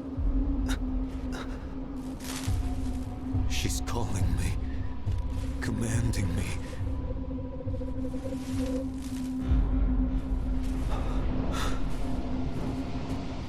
She's made me her prisoner. Her cursed guard my shackle. The end is nigh. Or perhaps this is only the beginning. The Shadow Blood Queen is... What? Surprise, motherfucker. What the fuck? The Shadow Blood Queen. Name drop. Let me guess. You have dreamt the dream of Ladrell Balmont too. What do you know about it? Only rumors and hearsay that players of particular skill have experienced strange visions of late. Visions in which one is visited by the ghost of the game's creator, who speaks of portentous events. Literally what just happened. Another wrinkle. Some of the world's very best have recently met with unnaturally violent deaths. People are calling this the Curse of the Drow. Not even my third eye can discern the true cause, though it is clearly something sinister. If you wish to continue on the path of the card, then remain vigilant. It may lead to your undoing. So it's fine to show this now, but I should have done this before this match. Evil festering within the cards of this game. Best keep at least one eye open.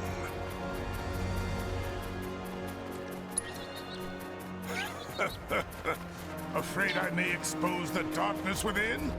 Yeah, between the last ranked match with Cameron, the first time we saw a cutscene in the Shadow Realm with Ladrell Balmont, and this one, in the main story, the Queen's Blood tournament happens on the big Shinra cruise liner that we used to cross the ocean, right?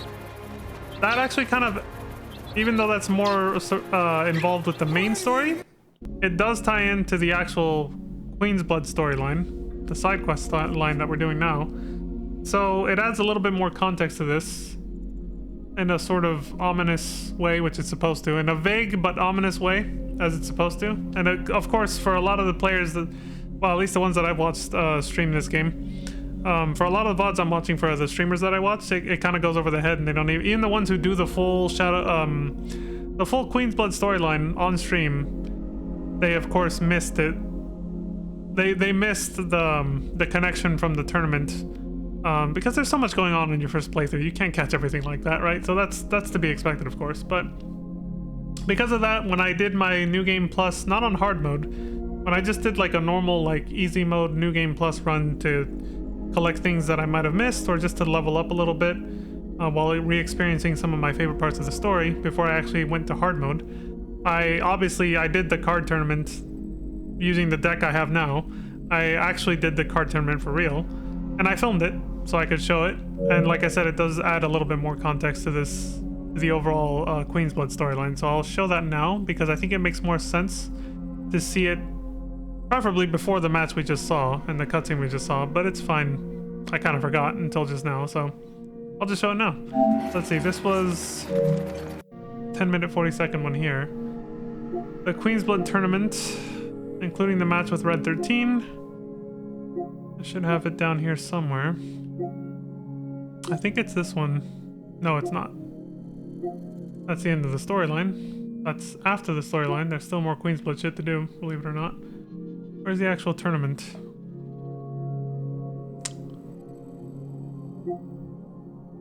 Is it this one? This could be something completely different.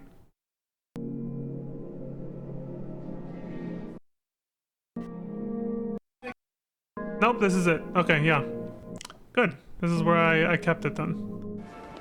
I sped ran the escape from Junon, and then got on the boat. And I think I just skipped everything, just like all the other cutscenes, just to start the actual tournament. Sign up for the Queen's Blood tournament are over here. You're getting in on this too? Solely as a means to study human leisure activities. Now, if you'll excuse me. My apologies, sir, but I'm afraid... Sure. What? Yeah, I skipped this because we saw this on my first playthrough, and I was like, whatever. You're pretty good at this game, huh? I guess. Good enough to beat me, though? I guess we'll find out. A little friendly competition could be fun. Yeah, right. Well, you won't go far with that attitude. Oh, yeah. Now's my chance. I think it was after this, when we got back to Costa del Sol, because that's right after this chapter here. I finally did the minigames I skipped last time and got the the alternative outfits for Tifa and Aerith that I didn't get the first time. You know, the more booba ones, the ones that are more revealing. And then I had them, they're still wearing that now. I needed the extra eye candy to get through hard mode, so.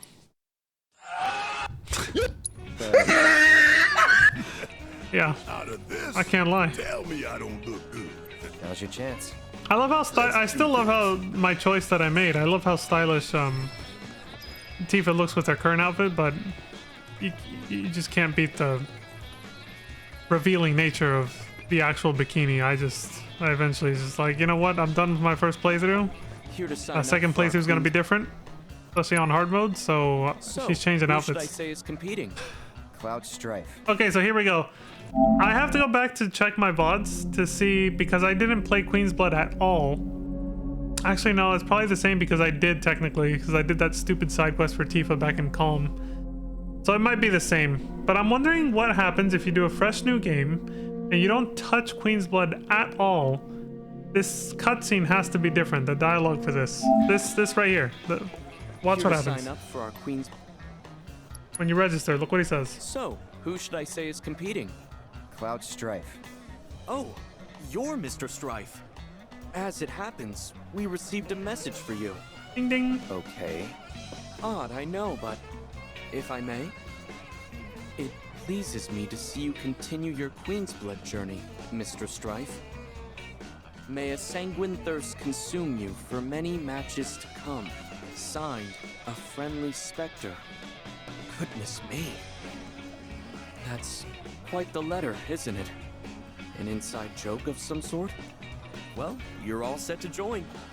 Good luck, and have a great time today. Surprise, motherfucker! Yeah, so there it is.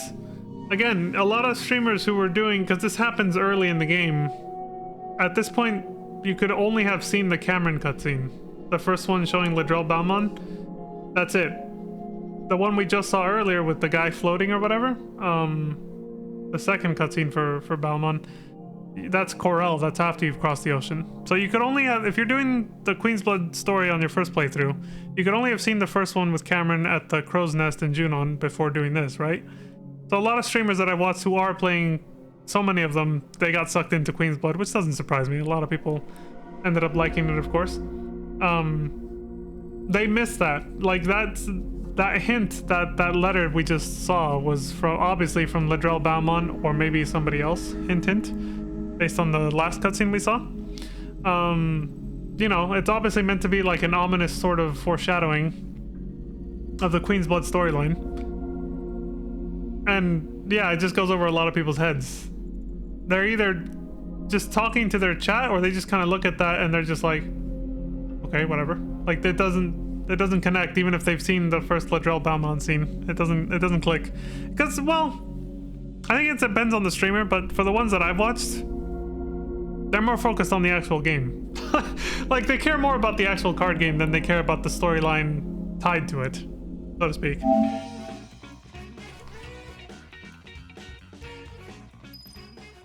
Welcome. That's not the end, though, of the connection to the Queen's Blood storyline with this MSQ part. Walk away with the trophy and the glory in today's competition. But who will it be? There's a certain character that appears here during this segment of the main story. That ties in pretty heavily to the Queen's Blood story. I won't spoil who it is, though, because I'm trying to show these videos in order, so that, you know, we can experience the story like as it was meant to, rather than me just being like, oh yeah, you know, this is what happens at the end, and this person is involved, and that person's involved. But, like I said, I gotta take a break. So I'm going off cam, but I'm still here. I'm gonna stand up for a bit. And yeah, like before, I'll just show the dialogue that each player, you know, says, skip the match, get the dialogue for what they say after you defeat them, yada yada. I don't know what the fuck I was doing here. For our second pair, this was sort. With the win. It doesn't look like this boy wonder's hot streak is close to fading. Ouch! Yeah, this was me just kind of, I don't know, I was probably looking at a game fact or something else. Our fairing. We'll start with our first pair. Don't let Regina's small stature fool you. She's as tough as they come. As for our second pair, Chadley with the win. It doesn't look like this boy wonder's hot streak is close to fading. Ouch! I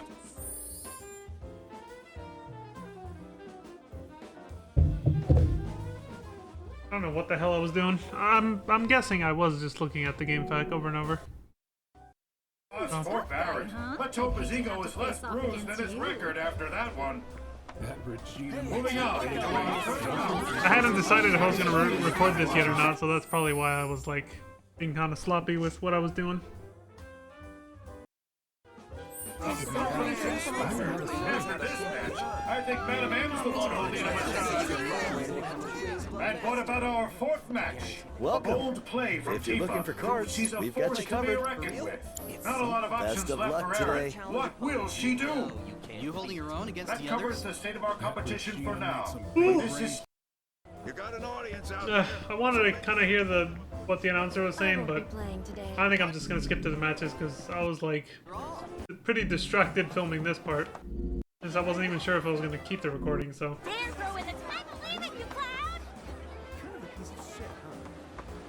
I need that private beach. What the hell?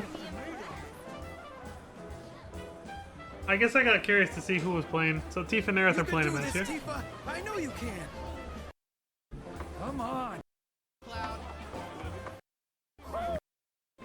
Oh yeah, who was Barrett going up against? Chadley. So of course Chadley wiped the floor with Barrett, unfortunately.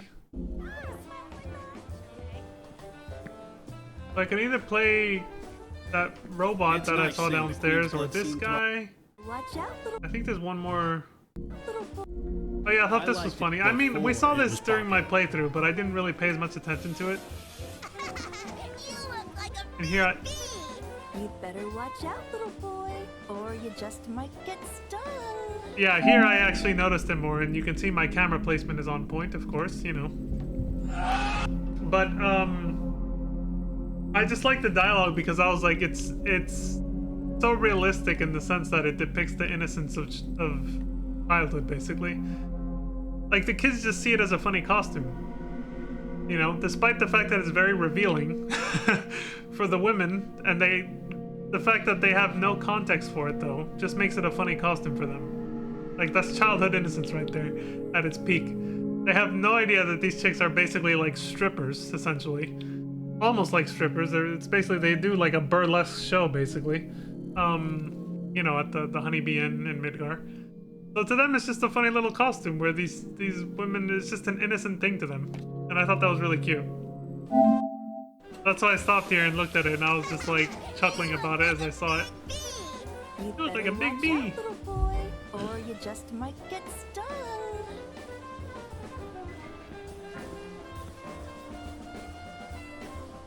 They're still posing. But see, the kids just think it's funny though. I thought that was really cute. Who do you think is gonna... They have no idea. They're so innocent. They're really kicking ass. Yeah. I'd like something. Wait, are you holding your own against the others? Regina's Gina Connigan? Regina? This is gonna be What?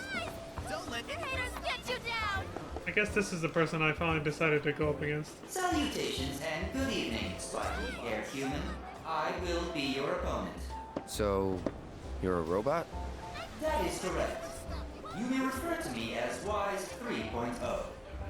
Your estimated quintessence suggests you will pose a challenge. Queen whatness? Be advised that I have been created to become the world's greatest I was like, Queen's what the Blood fuck player. does that word mean? Current record stands at 0 wins. My losing streak ends today. My path to world domination begins with your defeat. Initiating QB protocol. Yeah, so I don't know who made this robot, but apparently they decided to turn it in to make it a Queen's Blood AI robot. Wise 3.0. This was recorded after, you can tell by what Cloud's wearing, this was recorded after some of the Queen's Blood matches I haven't shown yet. So that's why he's wearing a different outfit. And then I'll leave it at that for now. I'll actually...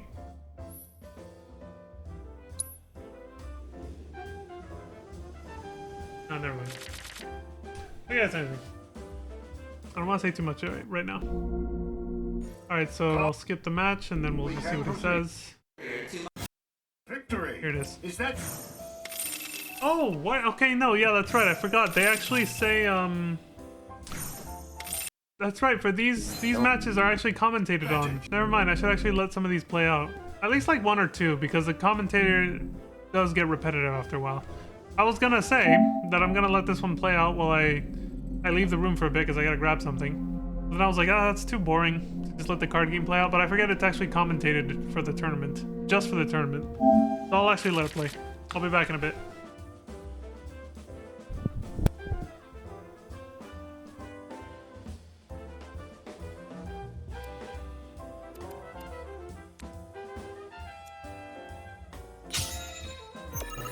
I'm ready when you are.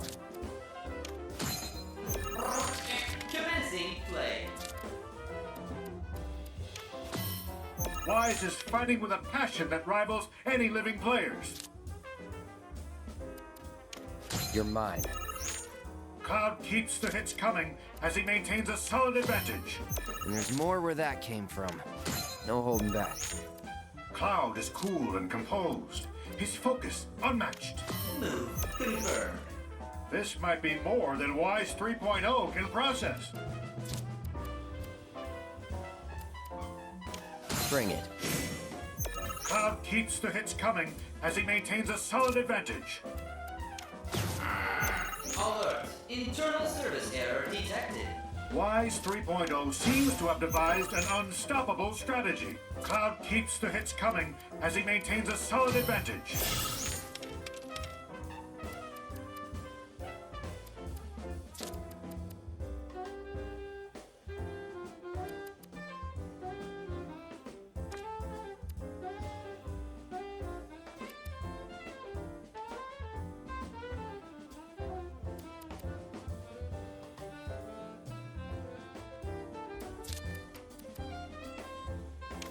You're mine.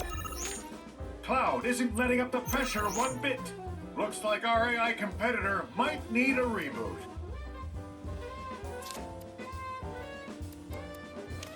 No holding back. I got this. No problem. Bring it. Cloud's opponent had better watch out. He's hungry like the wolf for victory. Is that smoke I see coming from Wise's circuitry? You're mine. Engaging lifeline. Connection failed. That's the way. No holding back. Cloud isn't letting up the pressure one bit. Looks like our AI competitor might need a reboot. I got this. No problem.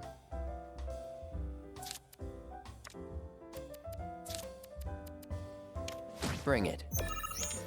Cloud's opponent had better watch out. He's hungry like the wolf for victory. Is that smoke I see coming from Wise's circuitry? You're mine. Engaging lifeline. Connection failed. That's the way. No holding back. Cloud isn't letting up the pressure one bit. Looks like our AI competitor might need a reboot. You're mine. I got this. No problem. Bring it. Cloud's opponent had better watch out. He's hungry like the wolf for victory. Is that...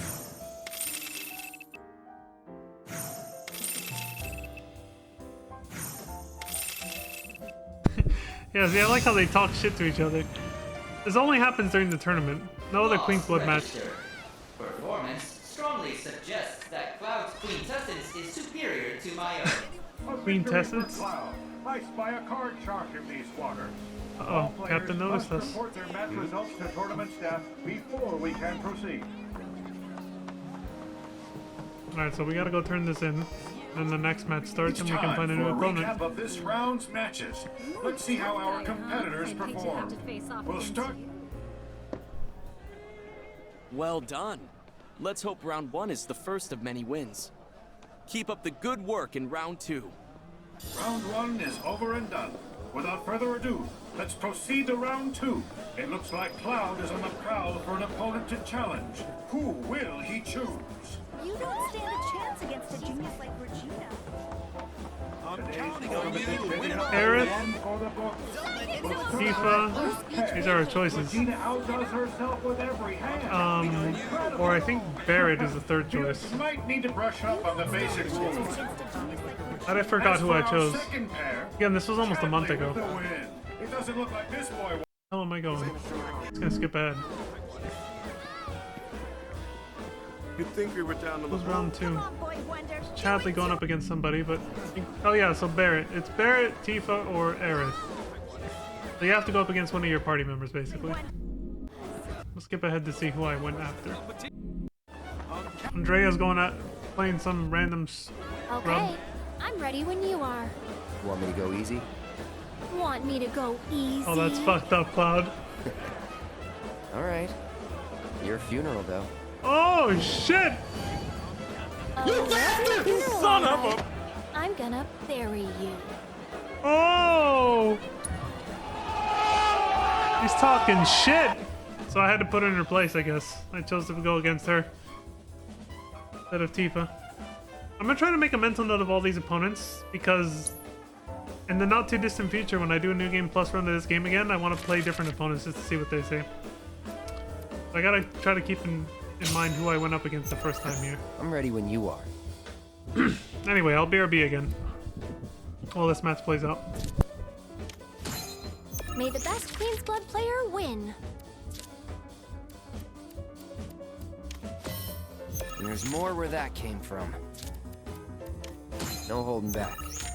Cloud keeps the hits coming as he maintains a solid advantage. Oh yeah, I've got a good feeling about this. Aerith's got her opponent in the palm of her hand.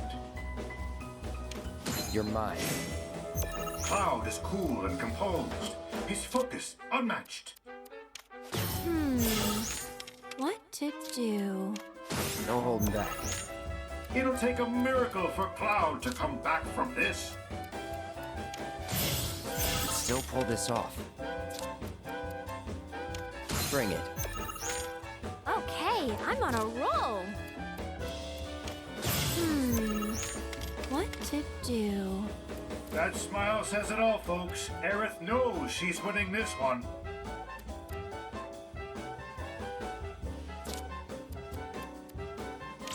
You're mine. Told you I could hold my own. Not great, but I can still turn things around. An astute and amazing play from Aerith. He may be down, ladies and gentlemen, but Cloud is not out. Okay. Gotta turn this around somehow.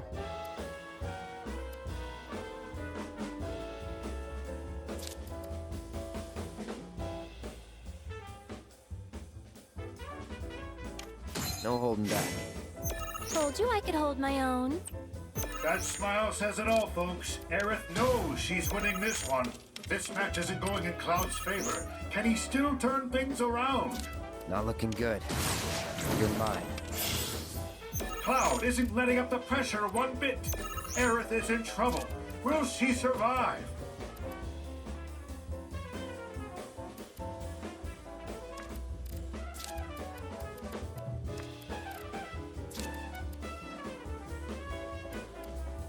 Bring it.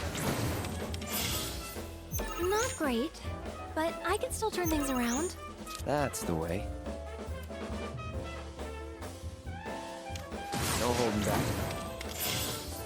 Cloud's opponent had better watch out. He's hungry like the wolf for victory.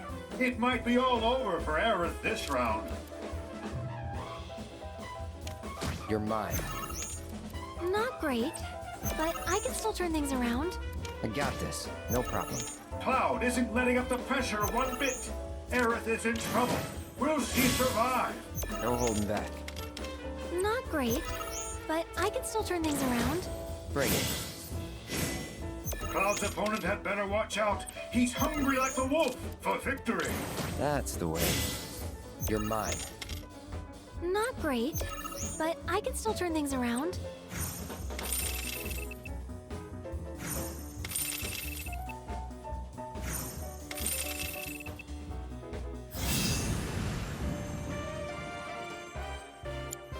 Dang, you really showed me. Maybe I should have let you go easy on me after all. That's the match. It's looking like Cloud could be the dark horse in today's tourney. Don't forget to report your results to tournament staff so we can make that last match official. That's right, Aerith. You talk shit, you get hit. I just came back into the room though. What did she actually say? I gotta see that Showed again. me. Maybe I should have let you go easy on me after all. You suck! Suck it, Aerith. So we can make that last match official. Latifah went up against this generic NPC chick, I guess. Time for a recap of this round's matches. Let's see how our competitors perform. I know some people might be like, what I just said to Aerith, I'll be like, did you mean that literally? Moderating the competition. Hey, wait, you Can respond. anyone stop her from... It's about round 3. Look, this guy Nice got work, a cloud, You put a in temporary another cloud tattoo on his impressive cheek. performance. Looking forward to hearing He's good already a news fan of about us. round 3. Changing the subject is in of the the rear question. view. The competition's only growing more intense. Players, it's time for round 3. I mean, use your Cloud's looking for us imagination. next up. What do you think I would answer? Anyway, round 3. Let's go ahead and skip to when the match starts. I don't know who I picked. I think Madam M probably. Yeah, Tifa's already taken. She's going up against... Tifa's opponent has Wait, who was that? one for the books. We'll start with our first pair. Who did she go up against here? Oh yeah, the Regina chick. The chick with the pink hair and all Tifa's that. opponent has her to our Aerith is going up against the robot that we defeated. Chadley against some random NPC. You're my... Yeah, I picked Madam M. One thing is clear. I think, yeah. None of these competitors are ready to throw in the towel yet. Oh, for the love of... You're my next opponent? Huh? Surprise, Surely motherfucker! You haven't forgotten me already, have you? Madam M? How could I ever? Back in Wall Market, we shared an intimate moment. Oh, it was intimate, alright. No, I remember. That's pretty hard to forget. Wait, why are you here? Vacation? Pleasure is what I prefer, but it's business. Opportunities in Midgar are drying up, so I thought I'd try rubbing some of my friends out west the right way. Rubbing? Right. Holy shit. He's getting... But I think that's enough idle chit-chat for now. Why don't we let our hands do the talking instead, hmm?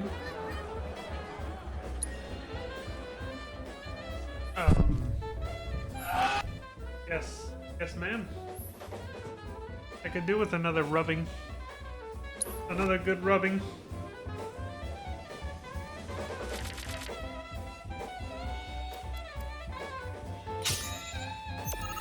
I'm ready when you are. Now then, how shall I lead this time?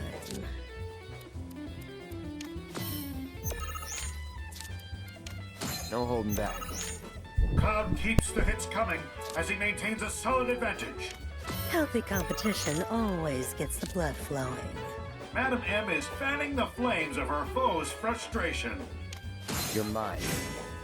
Cloud is cool and composed. He's focused, unmatched. Ooh, you're going to be sore after this. I shouldn't repeat what Madam M just said, but she's not happy. Cloud keeps the hits coming as he maintains a solid advantage.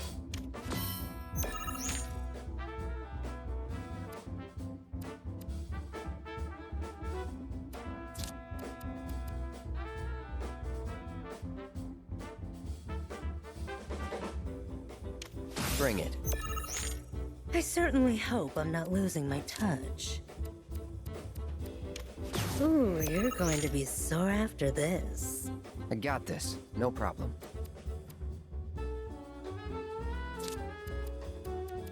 No holding back. Ugh, you may have the upper hand now, but just wait. Healthy competition always gets the blood flowing.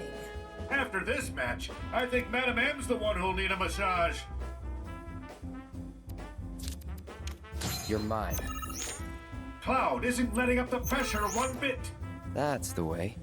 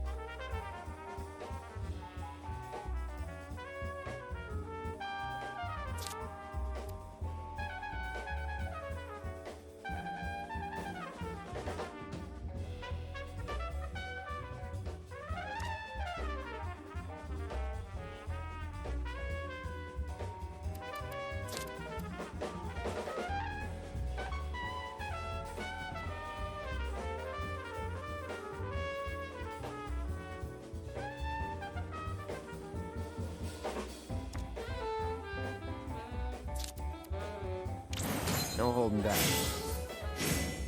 Ugh, you may have the upper hand now, but just wait. After this match, I think Madam M's the one who'll need a massage. Bring it. Cloud's opponent had better watch out. He's hungry like the wolf for victory. No holding back. Ugh, you may have the upper hand now, but just wait. I got this. No problem. You're mine. Cloud isn't letting up the pressure one bit. After this match, I think Madam M's the one who'll need a massage. No holding back. Ugh, you may have the upper hand now, but just wait. That's Dude, the lines start getting repetitive. Bring it. I mean, if she needs a massage after this, I'll gladly give it to her. You know, Watch out. why not? He's hungry like the wolf for victory. After this match, I think Madam M's the one who'll need a massage.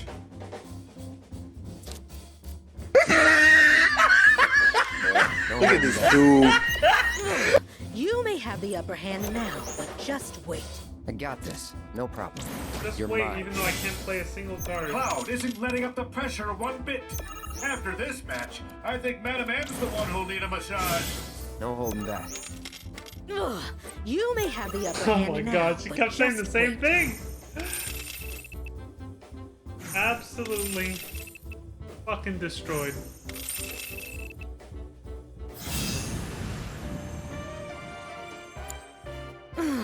Fine.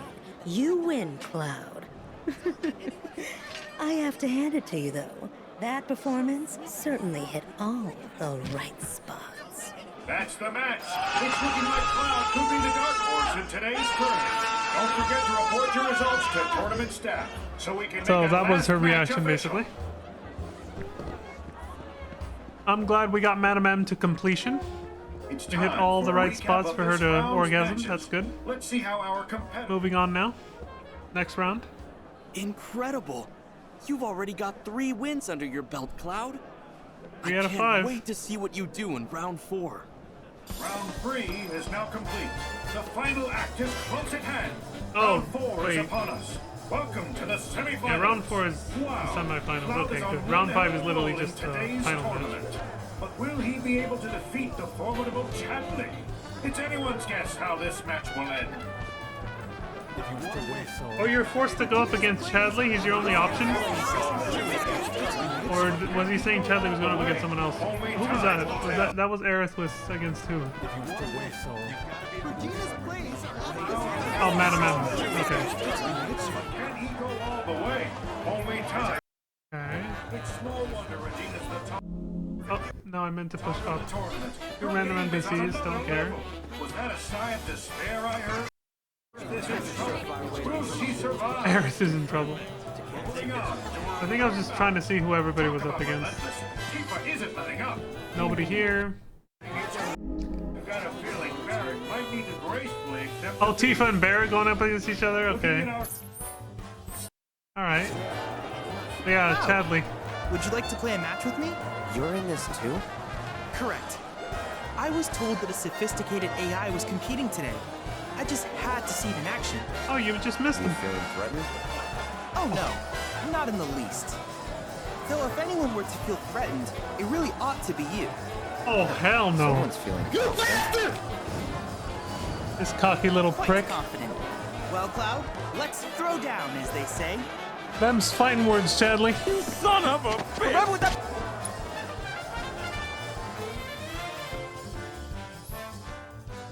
Take this fucker down.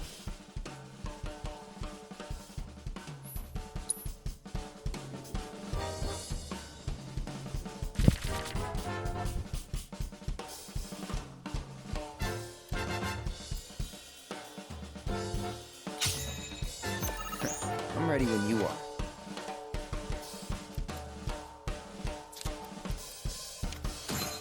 Let's throw down, as they say. There's more where that came from. Bring it.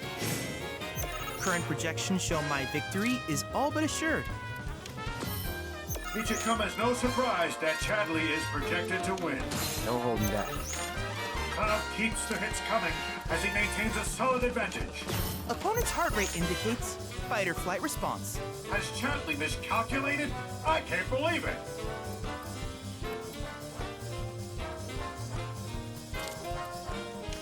You're mine. Nah, recalibrating due to unforeseen action. All right. Just gotta keep this up. No holding back. A masterful play from Cloud. Can his opponent recover? Opponent's heart rate indicates fight or flight response. A rare misstep by Chadley, but will it cost him dearly?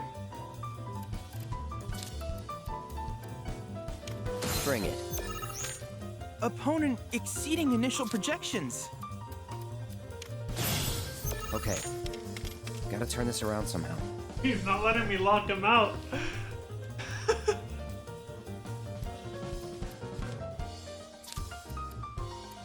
tournament's easy because they don't No have holding back. replacement cards like I do. He may be down, ladies and gentlemen. Oh, he's but already Cloud gone, is not see? out. Every move Chadley's made has been perfectly calculated. That's it. Cloud's opponent had better watch out. He's hungry like a wolf for victory. It's over, Chadley. Exceeding initial projections. You suck. You suck. You're mine. Cloud isn't letting up the pressure one bit. A rare misstep by Chadley, but will it cost him dearly? Bring it. Opponent exceeding initial projections. I got this. No problem. No holding back. Cloud's opponent had better watch out. He's hungry like the wolf for victory. A rare misstep by Chadley, but will it cost him dearly? Opponent exceeding initial projections. That's the way. You're mine. Cloud isn't letting up the pressure one bit. A rare misstep by Chadley, but will it cost him dearly? Bring it. Opponent exceeding initial projections. I got this. No problem.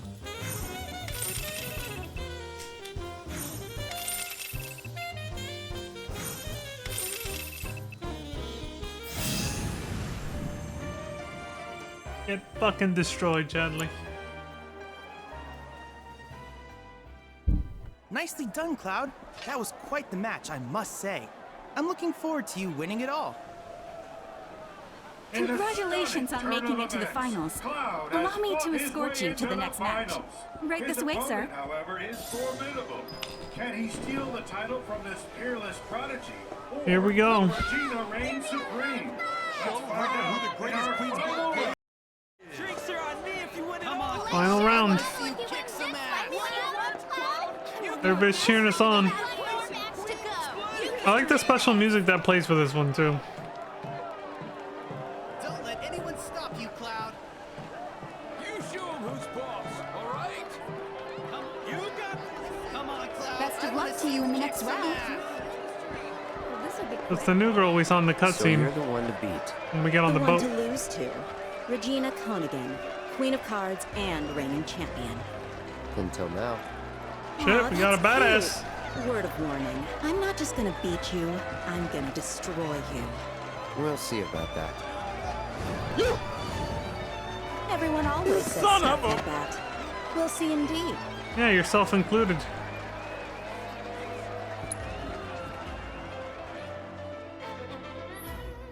See, I like that they keep this music playing for this.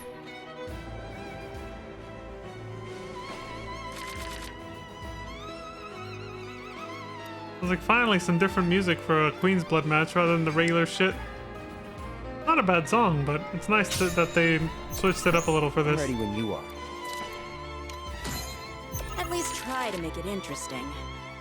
Listen, we're still talking trash.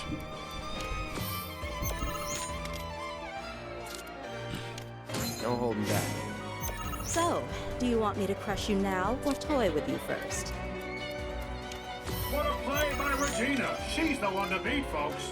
Regina outdoes herself with every hand. It's incredible. Cloud keeps the hits coming as he maintains a solid advantage. Regina has her opponent wrapped around her little finger.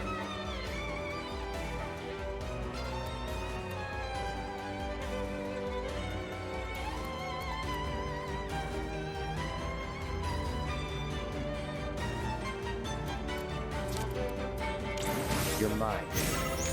A masterful play from Cloud. Can his opponent recover? I'm all set. Let's She's hope gonna you can try. keep up. I'm just getting warmed up.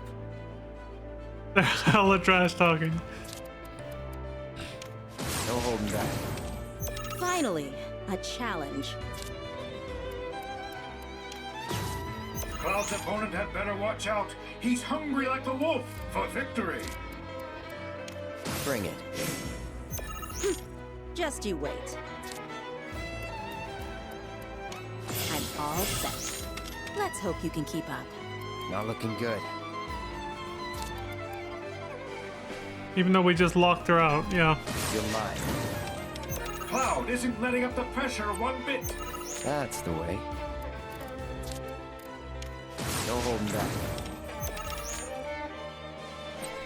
Cloud's opponent had better watch out.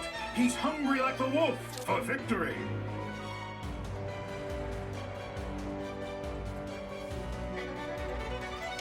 Bring it. Cloud isn't letting up the pressure one bit. I got this. No problem.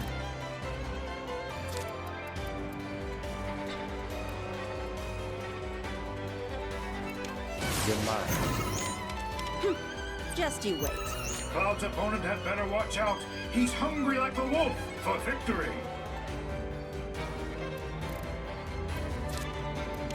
No holding back.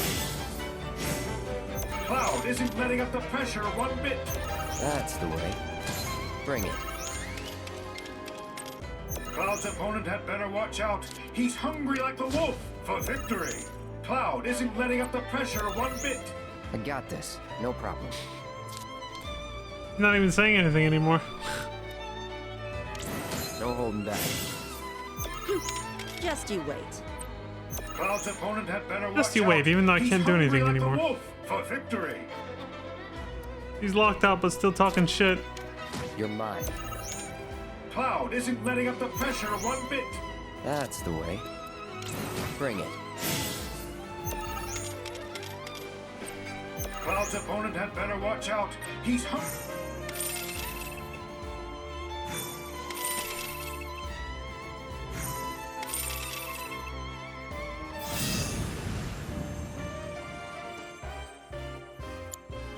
No, there's no way I lost. Get destroyed. You suck! Cloud is our winner.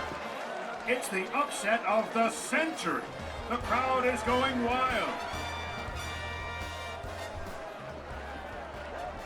Ladies and gentlemen, after that heated battle, we are finally ready to crown the winner of tonight's tournament. I present to you... Not so fast, good captain. I've yet to surprise, motherfucker! So whether you go up against Regina or not, this happens. Of course. Chester Cheeto shows up, and you gotta go up against him. 2 legs, nothing to it. Look at this dude. That poor kid, man.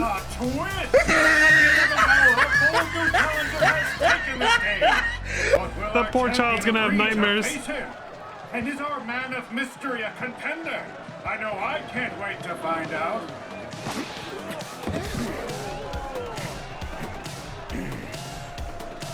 Seriously?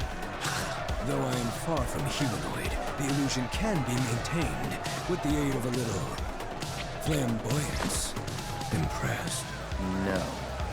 Don't let prior knowledge blind you. Clear your mind and take another look.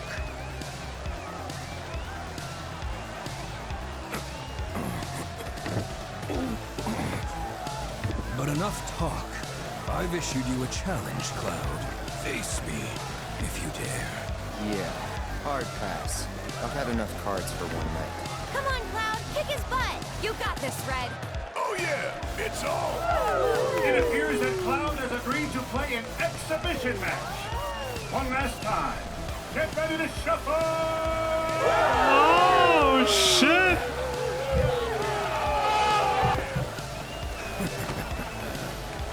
He's all excited. All right then. Let's play. Son of a bitch. They got so dramatic with this, man. They had so much fun with this shit. It's crazy. God, I was just not in the mood for it in my first playthrough, though. I was just like, dude, I already said I didn't want to touch this goddamn card game. Why do you gotta force it? Like, even if you forfeit the tournament, you're forced into this match. Which is just really stupid. I'm glad I was able to go back and enjoy it after the game, though. Also, we got Ayaya music. You hear that? Take up the gauge. Down, boy. Oh! Cloud knows how to push his buttons. Red's like, how dare you treat me like a dog. Came from. No holding back.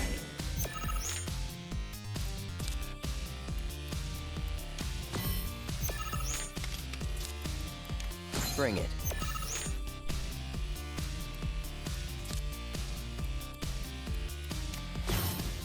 still pull this off.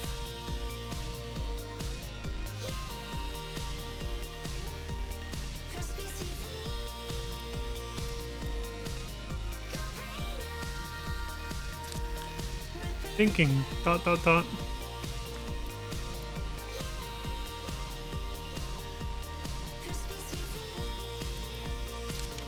You're mine. It comes as no surprise that I have the upper hand. Listen to this cocky prick. He just sniped my I'm Mandragora. just getting warmed up. Bring it.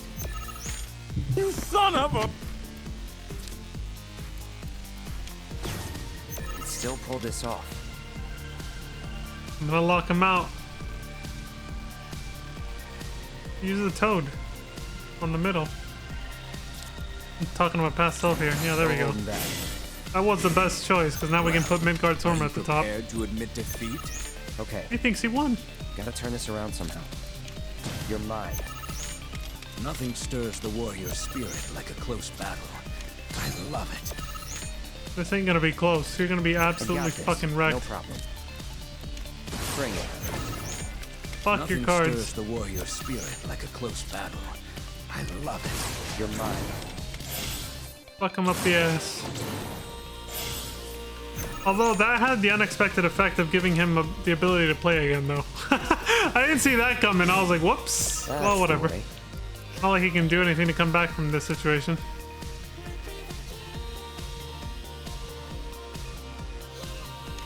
You're mine, asshole. Nothing stirs the warrior spirit like a close battle.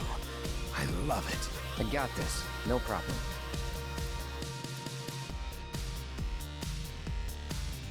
Not much more to do here. Just fill up all the empty spots, I guess. What else are you gonna fucking do? Bring it. Nothing stirs the warrior spirit like a close battle. I love it. I got this. No problem. No holding back. That's the way. Are replacing the weak cards. You're mine. Nothing stirs the warrior spirit like a close battle. I love it. I got this. No problem. No holding back. That's the way. Bring it. Nothing stirs the warrior spirit like a close battle. I love it. I got it.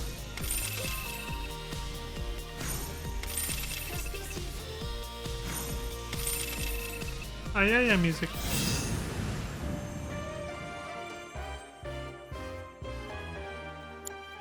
How exhilarating. I may have lost, but that was a good match. Close, too. You nearly had me. Holy How did you get so good? By watching others play, a hunter must be observant. I first gleaned the rules and then the strategies. It was just a matter of applying what I'd learned. Certainly paid off. Ladies and gentlemen, our champion, Cloud Strife. For your magnificent performance tonight, I present to you this sparkling trophy. Congratulations. There it is. Yes, he just hummed the fucking victory theme. Our Queen tournament draws to a close. Thank you again to our amazing contenders for making today so memorable.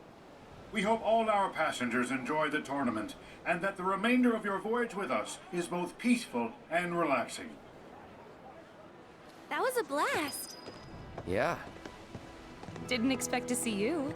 I couldn't bear to pass up the chance. Well, lucky for us that you didn't. You were amazing. So, what now? We arrive in the morning, right? Yep.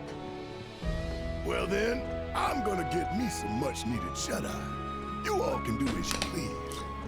Nah, we'll come with. Well, the rest of this is MSQ again, and we already saw it. Oh, I kept recording because I talked to Regina, right? Do as you please. Nah, we'll come with. if you're not too busy. Does losing always feel this shitty? Because I never want to feel this way again. That was the hottest. Hey, Regina. Does losing always feel this shitty? because I never want to feel this way. Guess it probably hurts more when you were at the top, right? She was the champion before.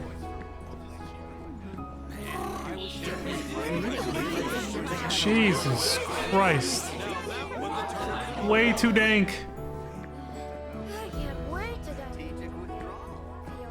That sounds good right about now. Diving into a big fluffy hotel bed. Ooh. Can we take a selfie? That would definitely hit the spot. I think that was it. Yeah, I just kind of ran around for a bit. I fucked around and then eventually... Oh, right, the robot. Wise. I will become the perfect player. Just wait until my software is updated. I will become the Okay, buddy. Is that it? Can you believe it? Shift into sphere hop form. And release. Now become the Sholopod twisting along the beach. Oh god. I like how that actually kind of went with, unintentionally went with the little prelude. The Final Fantasy prelude theme music that was playing in the background. Off of some radio somewhere. Nearby. He's doing this. Of the deep, plunging down into the sea. Now they're doing it. Oh, you're always off sync doing the wrong one. I'm gonna play this. If I ever run my own yoga class, I'll play the prelude music myself.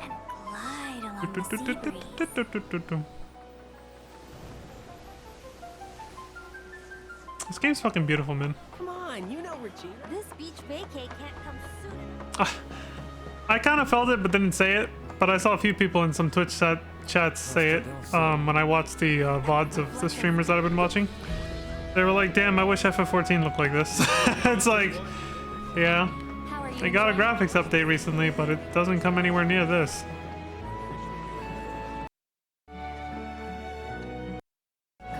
I was like, one day we need to get an MMO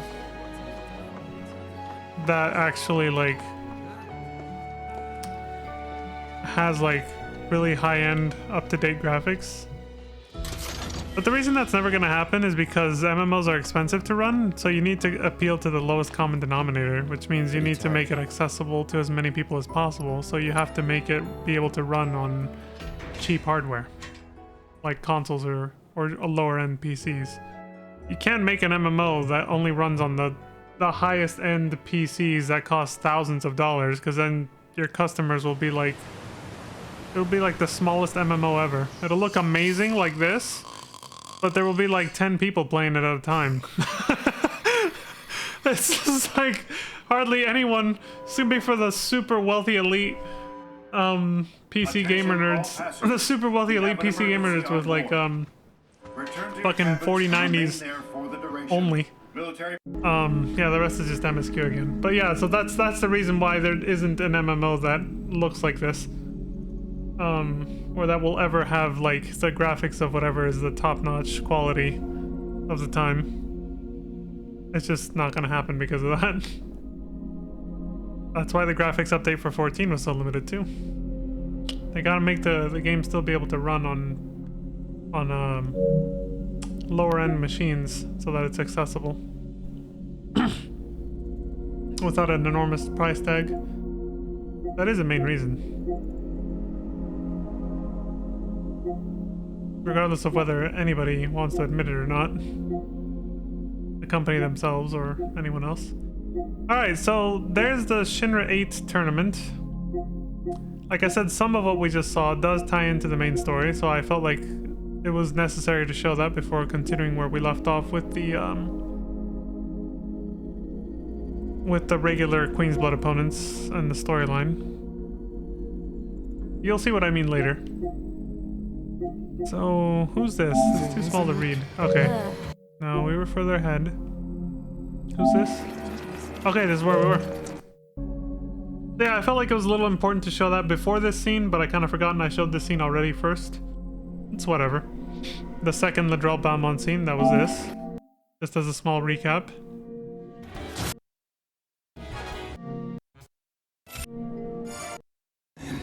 Yeah, this.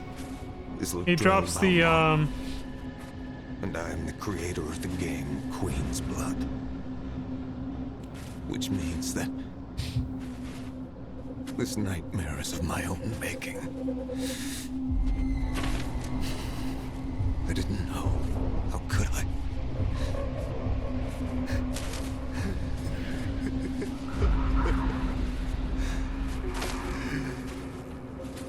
You hear her too?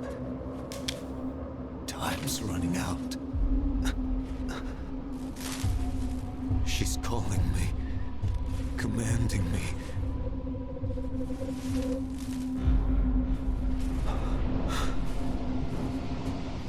She's made me her prisoner. Her cursed guard, my shackle. The end is nigh. Or perhaps this is only the beginning. The Shadow Blood Queen is... That's all we get. Ominous name drop. Let me guess. You have dreamt the dream of Ladrell Balmon too. What do you know about it? Only rumors and hearsay that players of particular skill have experienced strange visions of late. Visions in which one is visited by the ghost of the game's creator, who speaks of portentous events. To add another fucking wrinkle, eyelash in my eye. some of the world's very best have recently met with unnaturally violent deaths. People are calling this the curse of the drowned. Not even my third eye can discern the true cause, though it is clearly something sinister. If you wish to continue on the path of the cards, then remain I feel I can't get it out. I'm gonna be picking at that for a while. Jesus. I sense a great evil. I like how festering within this the happened cards of before I this took a game. break earlier. Best And keep then at it least one eye open. stopped, and then now it's back right as I sit down and get on camera again. It's like, wow, Afraid great I may timing. expose the darkness within. He's telling me to keep one eye open. That's about all I can keep open, because my other eye's fucked with this goddamn eyelash in there. Jesus, it's just not coming out.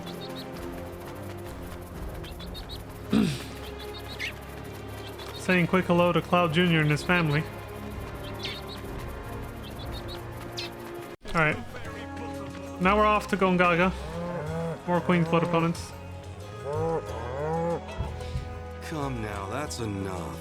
Can't you see you're scaring the poor man? Sorry for all that.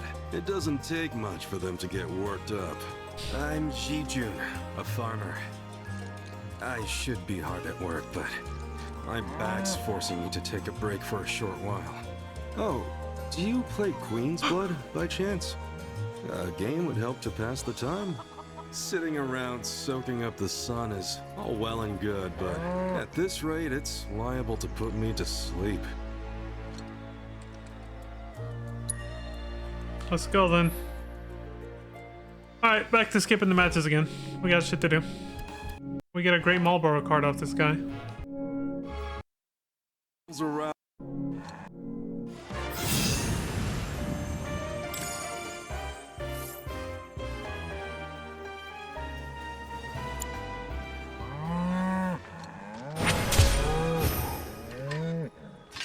Well, I'll be. Aren't you something? Why, you were running circles around me like one of those professional racing chocobos. So is that how all you young folk play these days? Oh. Queen's Blood sure has changed. Us old-timers can't keep up anymore. But you know, that's exactly the way it should be. You're better off harnessing that energy. While you've still got enough to live life to the fullest. You can sit and relax to your heart's content when you get older, and your back starts giving you no say in the matter. That's why you should spend your youth getting up to all kinds of mischief. If you ever tire yourself out, though, I'll be here with my cards. A little downtime can do a body good. Very true. Thanks, buddy. Oh shit, right. I forgot I always check what they say if you try to play them and then say no. Regardless of whether it's a rematch or not, they'll always say the same thing, I think. I almost forgot about that detail. Once again, sorry about the racket. Moo. Well, you know right where to find me. Okay, there we go.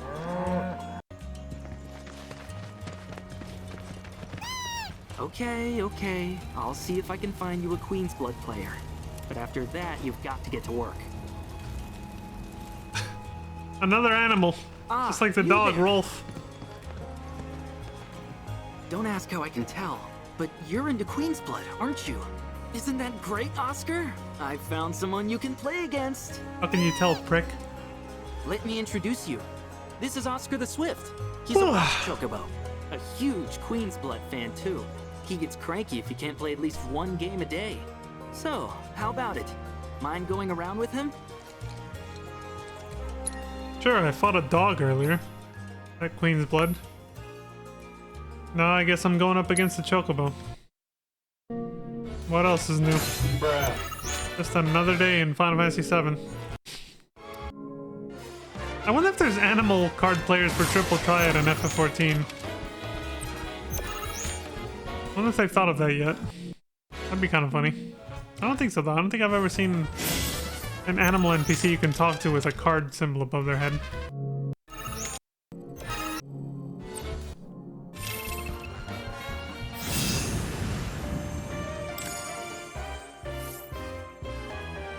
Riffin.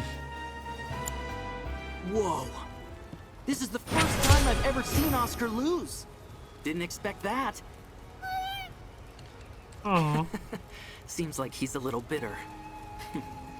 Anyway, thanks so much for indulging him. He can make it a lot harder for us to do our jobs when he's in a mood. Really, believe it or not, he's gonna make his television debut soon. He'll be up against a dog that plays Queen's Blood. There's a connection. We have to make sure he wins to help drive up tourism here. He'll pull it off. I already fought his future opponent. Rolf the dog. Can you play with Oscar, please? I'm sure you're busy. Oh, he's so sad. Well, alright buddy, I got shit to do. Ah yes, this guy. Is that SSL? Yeah, it's not muted. Used to be a soldier. Lots of hand signals. That's how Shinra Sign Language came to be a thing. I thought know this the was pretty cool. basics. Queen's Blood, huh? I thought this was pretty neat. They got a sign language guy.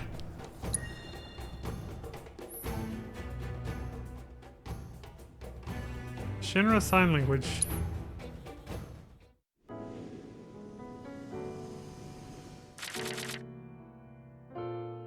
And Cloud knows it because he's ex-military, so he obviously had to learn it. Makes sense. Anyway, end of the match. Probably around here. Oh, shit, there it is.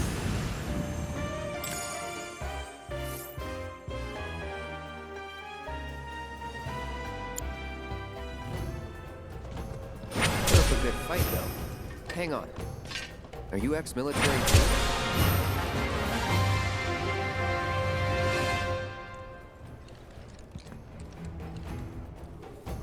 Solid idea. Good luck with that.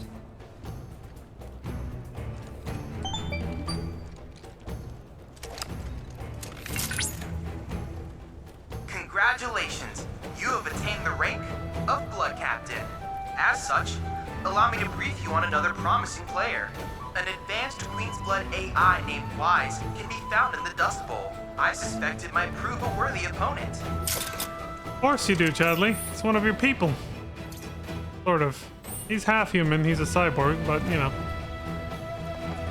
Wise is full robot.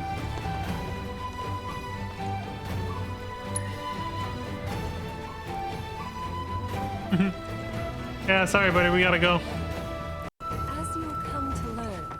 We gotta finish off everybody else in Cosmo Canyon before we go rank up by doing the ranked match against Cards may Wise. serve as a Who is now called Wise 3.0, that was his normal name, but he's called version 2.0. So Wise 3.0, version 2.0. He got a software update, so he's better at Queen's Blood now. Since the Shinra 8 tournament. For the very wisdom of the planet. Traveler, you've more than a passing interest in Queen's Blood. It has bewitched you. Be at ease. It is only natural to hear its call. Queen's Blood is of the planet and for the planet. It, like all things, is part of the great cycle that connects us. Indeed, each and every card holds within it a greater purpose, one that belies their form. Come, join me in a match that you too may glimpse the truth of our great mother.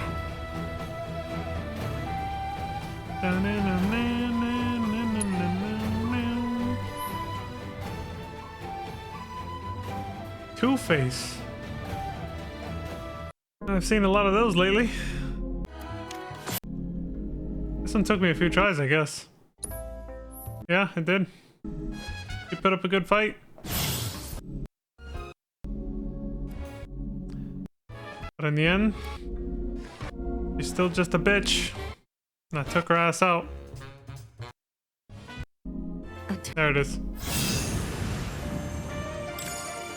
Suck it, Kadena.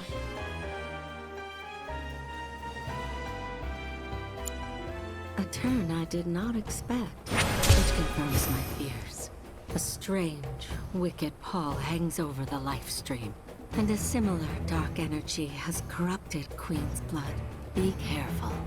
Well, she knows about Against Sephiroth's pleasures belie presence. the thorns beneath that will bleed you slowly and surely. Many devotees have succumbed to the darkness of which I spoke.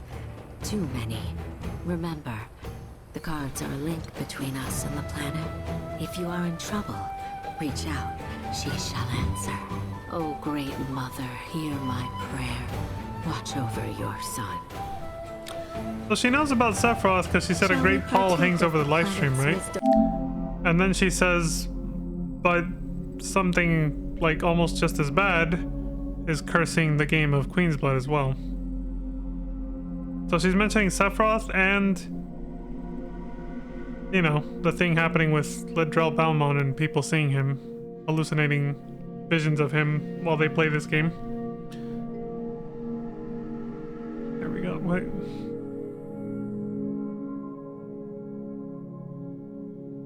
Oh, good thing I checked. Got a text message from somebody I was waiting to hear from, so I didn't hear my phone go off though. Whatever. Through the card. Great mother, hear my prayer. Watch over your son. Okay, so what does she say if you just say no to Shall a we match? partake of the planet's wisdom through the cards once more? Do as your heart bids, friend.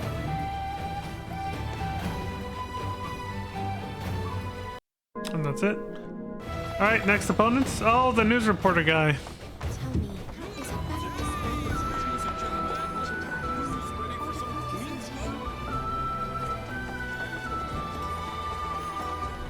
Oh, it's our very first catch of the day, folks. We have ourselves a challenger. Hello, sir. Care to tell the folks at home who you are? Ha ha ha. Could this shark be more of a guppy? Well, I spy a row of razor-sharp teeth in this little fishy's maw. You might be the QB killer we've been waiting for, but there's only one way to find out. That's right, our audience doesn't want to hear commentary, they want to see blood. To You'd up be the surprised. ante, our challenger's opponent will be none other than your host with the most, me, Bernard. When do people not want to hear commentary? We're drunk on this stuff. We have been for decades. The Reaper Tail. Oh, that monster. Yeah. Anyway, give me a sec. I'll let a little bit of this play out because I gotta do something real quick. It's related to the text message I got. I was expecting it halfway. So I'll be back in a few seconds. I'll let a little bit of this play out, then I'll come back and skip it like usual.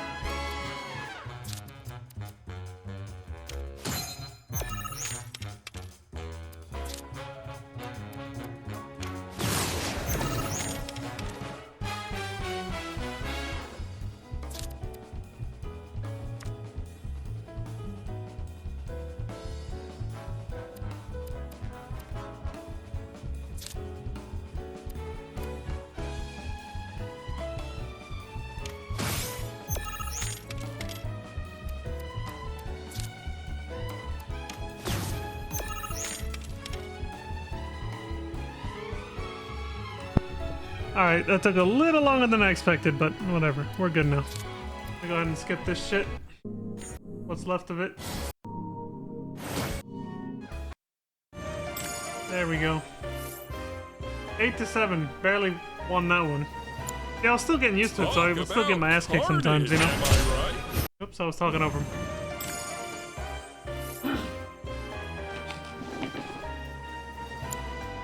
Talk about carnage, am I right? I'm lucky I got out of that match with my limbs.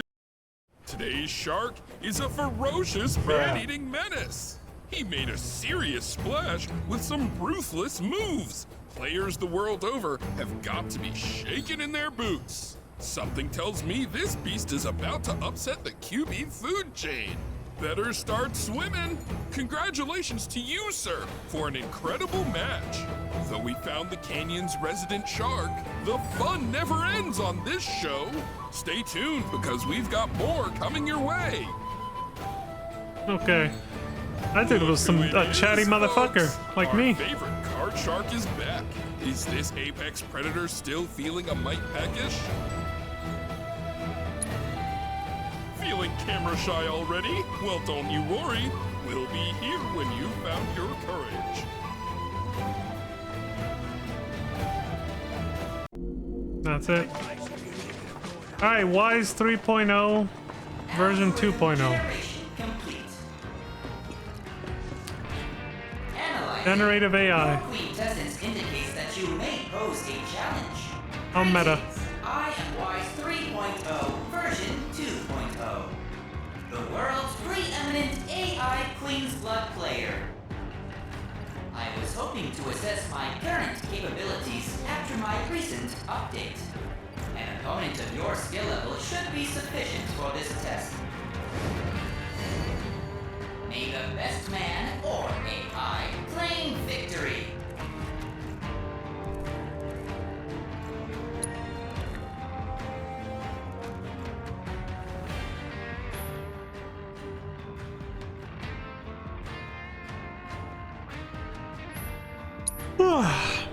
Wrangling. The little eggy guys. Skipping ahead as usual. Oh shit, this one ended pretty quick. Okay, I didn't expect that. Oh, there it is. 64-0. Absolutely fucking destroyed.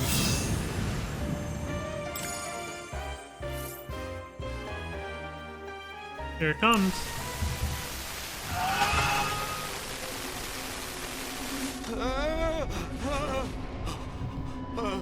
He's pulling his... Why did I open the door? I should have heeded the stories. The warnings. It is an... Can't stop shaking. I have to destroy this card. There it is. I know that. But still,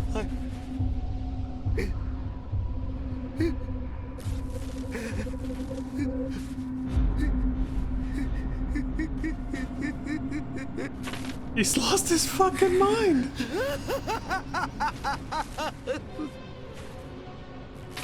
It's too late now. She will not be denied.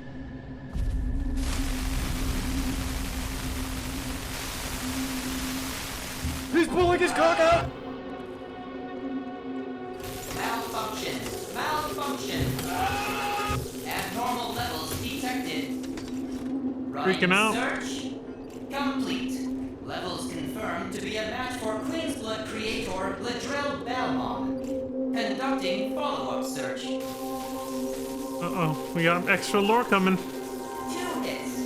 Mr. Balmont's obituary and a voice recording by the reporter who discovered the body. Preparing voice recording. I'm currently standing outside the home of Ladrell Balmont, the famed creator of Queen's Blood. Now let's hope he's willing to answer a few questions for us. What's this smell? It's awful. Mr. Balmon? Are you home? Oh my god, I can't believe it. Mr. Balmon is dead. How long has he been in here? What the fuck? His body is... The results of the autopsy revealed his death to be starvation. The state in which he was found suggests that he had been playing Queen's Blood without stopping to eat, drink, or sleep. I found numerous cards scattered on the floor around him, and... Hold on. What's this? That card. It looks like... the shadow. Oh. The recording picks up after that. What the fuck? Happens, Mr. Belmont was in possession of the world's one and only Shadow Blood Queen card. However, the card was not found in his home, leading to theories that the reporter who discovered the body stole it. You suck! Subsequently went missing and...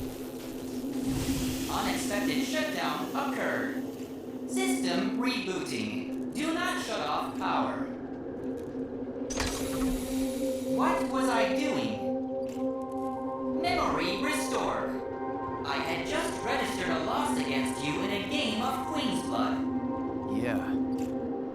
Version update required to secure path to world domination. Thank you very much for playing with me. So he completely forgot everything about Ledrell Balmont that we just talked about. Congratulations, Cloud. You have attained the rank of Blood Tactician. Speaking of, I've received intel that Regina, the card game maven you met on the Shinra 8, is in Gongaga. A clash between two players of your caliber would surely be one for the ages. I can't wait to watch. Regina again. Shockingly, not the top ranked player, but rank 7, even though she's supposed to be the champion. Or rank 8, I think. That is unfortunate. Perhaps another time then? Yeah, sure, whatever, dude. Holy shit, flashbang out, Jesus. Everything's going. I'll just look right at the fucking camera. We got Nibelheim opponent to take out. Such a good boss. You! Dude, is the thing gonna go away or what the fuck? Like, normally that fades out on its own. He was such a good boss. You! You don't happen to be a card player, do you? It's no use denying it. You're slacking off because you want to play Queen's Blood. Because you're just like me. Hell yeah, brother. I won't tell if you won't. Comrade. The name's Turner. The top Oh, truant. comrade. I say, screw working. I'm all about playing hooky. You'd Hell be yeah. hard-pressed to find anyone who's better at it than me. I don't give a damn about demotions. Prepare yourself. This guy's living it up, man. Lie flat. Oh shit. Here we go again. Okay, so skip this.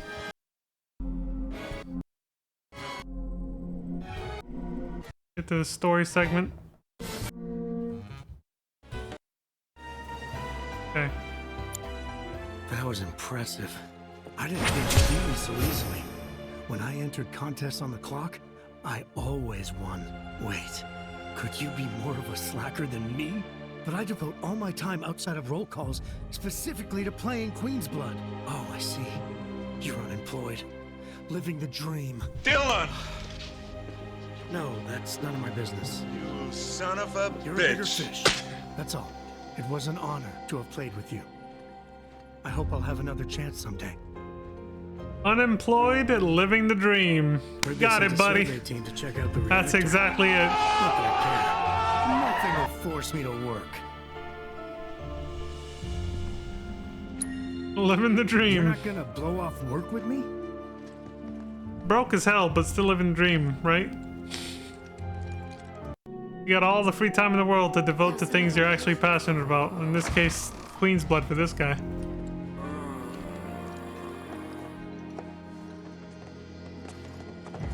And then the money dries up and you're like, oh fuck. No, Dale. Leave the I don't have man enough to alone. put food on my can table play today. Queen's I Blood better do with something you, about if that. that's what you want, okay? I'm so sorry. This is Dale. He loves playing Queen's Blood more than anything else in the world. Actually, I don't suppose you would mind playing a match or two with him. Just real quick, I'm not the best player, so I think he's been looking for someone who'll give him more of a challenge. I mean, they made us fight animals at Queen's Blood. Of course they were gonna make us eventually go up against one of the rope guys. They weren't gonna pass up that opportunity. Twin brain.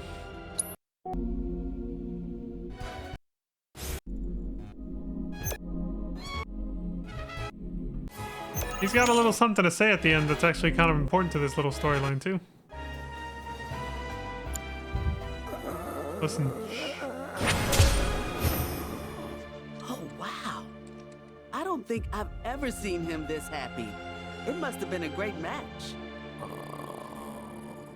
Shadow blood. Queen. Witch. That's enough, Dale. He has other things to do, I'm sure. Thank you so much for taking the time to play with him. He knows. He knows about the Shadow Blood Queen, but he also said something else there. That's fine. Come back if you ever have a moment, though. He said witch. He's dropping hints about something. It's break time, boys. I say we spend Thanks for coming in. Here's Regina. We gotta defeat her to rank up. Fancy seeing you again. What are you doing here? Again. No. We gotta don't defeat her tell me. again. Are you here for a match? I'm game, I guess.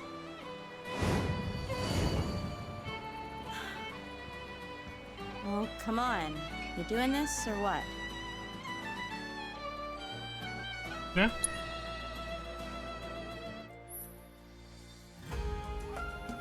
Maloceros. Bring it on, Regina.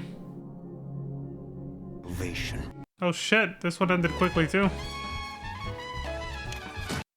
It's a ranked match, so of course it's gonna be another cutscene with Lidrell.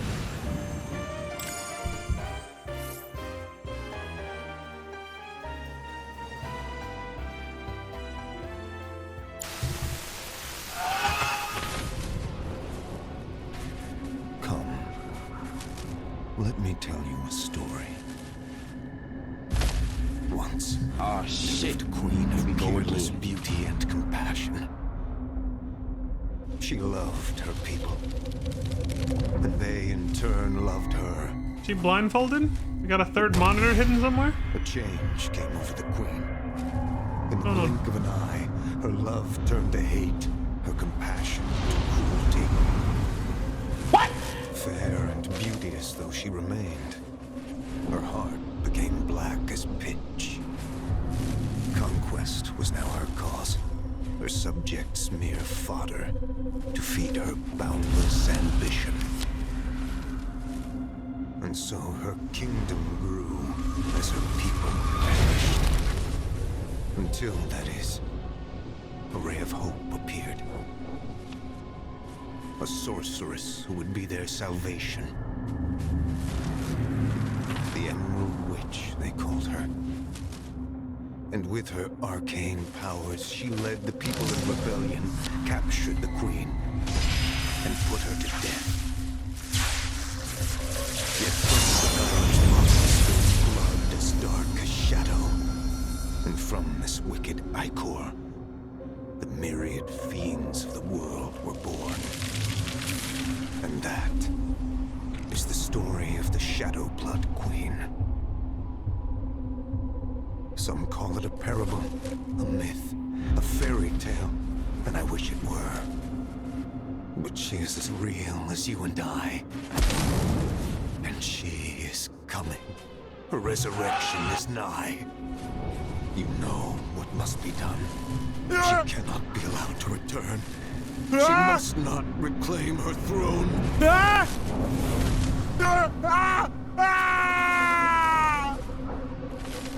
I pray you will succeed. I so miserably failed.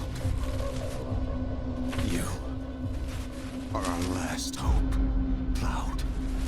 A test of your... I await you at the haunted hotel. You must hurry.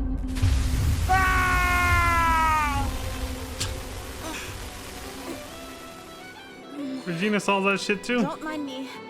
Not been feeling so hot. Hey, Cloud. Do you know anything about the Shadow Blood Queen card? It's the most powerful. Funny you should card in ask. the world. One of a kind. Though it seems there's a special card that can supposedly counter it. The Emerald Witch. Sorry. Just forget I said anything. I'm really tired is all. Too many competitions lately.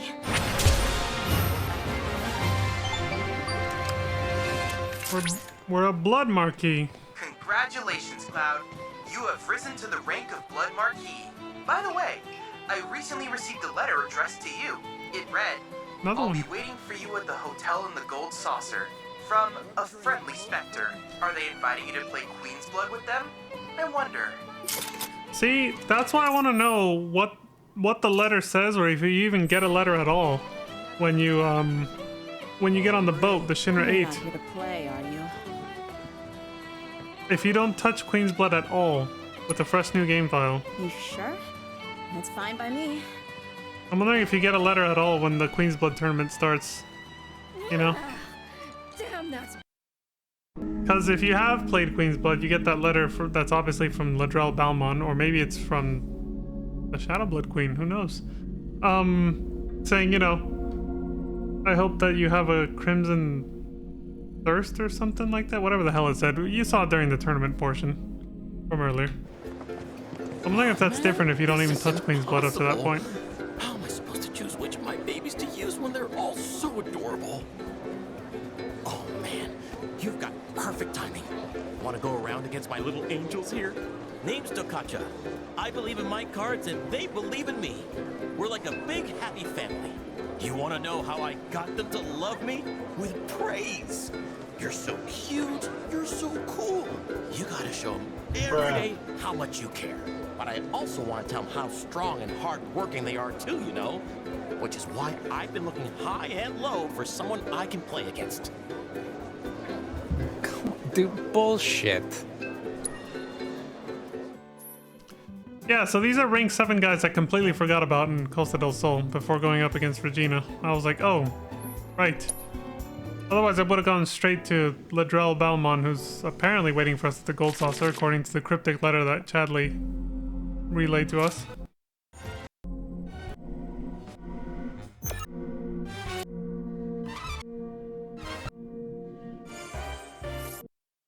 I won with 1 lane? Oh no, 2. Even with that 1 lane, I still would have won. 24-14. See you at the party, Rictus! No! My poor baby! Son of a bitch! As much as I hate to admit it, it seems you have a much stronger bond with your cards than I do. Just what do you say to them to get them to love you so much? Huh? So you let your actions speak louder than your words? I see. By the way, totally. On a completely different subject. Have you ever heard of the card, the Shadow Blood Queen? Apparently there's only one. I tell you, if that's true, I hope I get the chance to see it in person someday. I bet it's the most beautiful card anyone's ever laid eyes on. Careful what you wish for. Okay, little ones. Shall we show them how brave you are? Oh yeah, I completely understand not wanting to see your babies get hurt. I struggle with that all the time. No worries. Hang loose, ladies. Anyway. Okay, Rihanna. Now, give me a look like you're ready to throw down. Rihanna. Nice. Excuse me, we're shooting here. Wait. Do you play Queen's Blood? You kind of look like you do. Oh my gosh, this is perfect. I'm Rihanna, an up-and-coming model. We're actually getting pics for a feature right now. And I was really hoping to nab one of me playing Queen's Blood. You literally couldn't have come at a better time. What do you say? Help a girl out? Sure. I like how, wait. Okay. What the hell was I gonna say? I got distracted by something I had to keep an eye on.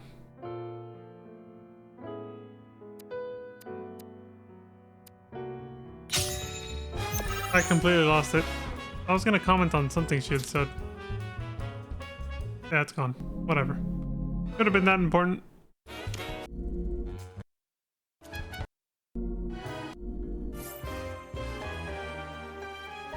Diabolic variant. This gross. Oh yeah, everybody has a sword holder for Cloud. Stare. That knitted brow. Glistening perspiration. Perfection! I've never seen you look more beautiful. And you, Mr. Card Sharp. Talk about a hunky diamond in the rough. Oh shit. Have you ever thought about becoming a model? Lola, you're a genius. We could team up. Be a card-slinging, catwalk-strutting duo. You and me, taking over the world. What do you say? No. Harsh. Shot down instantly. We'll be keeping it here for a bit if you After all, a model's work is never done. Oh hey, got time for a match? Yeah, I get it. You've got other things to do. Yep. Is there anyone out there who can read Oh yeah, this guy. fighting spirit? What are you looking at? You want a piece of me or something? The boxer guy. Easy now, I didn't mean it like that. No need to be so on edge. Name's Mahir, though some call me the child of the sun. I'm training to be a boxer. I've not been feeling it lately, so I'm trying other ways to motivate myself. Like Queen's Blood. I don't suppose you're up for a game? No sword. There's no sword holder when you don't have to sit down. You notice. If the table is for standing, then he doesn't have to put it away. So, guess it makes sense.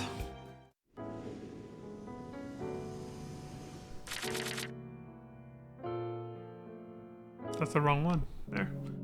I almost wanted to hit forward on my keyboard. Like I was playing on PC or something. Or watching the video off the PC. Come on. Okay, second class soldier operator. Ouch! What a knockout! You got me. Not only was your defense on point, but your offense was swift and brutal. I've never played such an intense game. It was hotter than the sun! Enough to light a fire in my soul, even. I think I'm finally out of my funk. And now, I can get back to boxing. Thank you. Oh, good luck with that, buddy. Oh, hey! Are you here for a blazing hot showdown? No problem. But if you're ever in the mood, come see me. Alright, our only opponent left is Ledrell. Mr. Balmon himself, who made the creator of the card game. What the hell did I do here? I decided to fuck around on this thing for a bit, I guess, before ending the recording. Holy shit, my eyes! This is fucking... There's Ledrell. He's waiting for me, I think. I'm glad you came, Cloud. I am Ledrell Balmon, the person responsible for Queen's Blood. Surprise, motherfucker! Dylan! I don't know what I'm up to yet, what I'm plotting, but we don't have long. Time is of the essence. You must show me what you are capable of before she discovers us. Explains why this is the ranked match. Makes sense. Ties directly into the story. Things are slowly coming to a head. We're going up against the legit ghost of Ledrell Balmon, disguising himself as a gold saucer ghost. They can be incognito, I guess. Nobody will ask questions.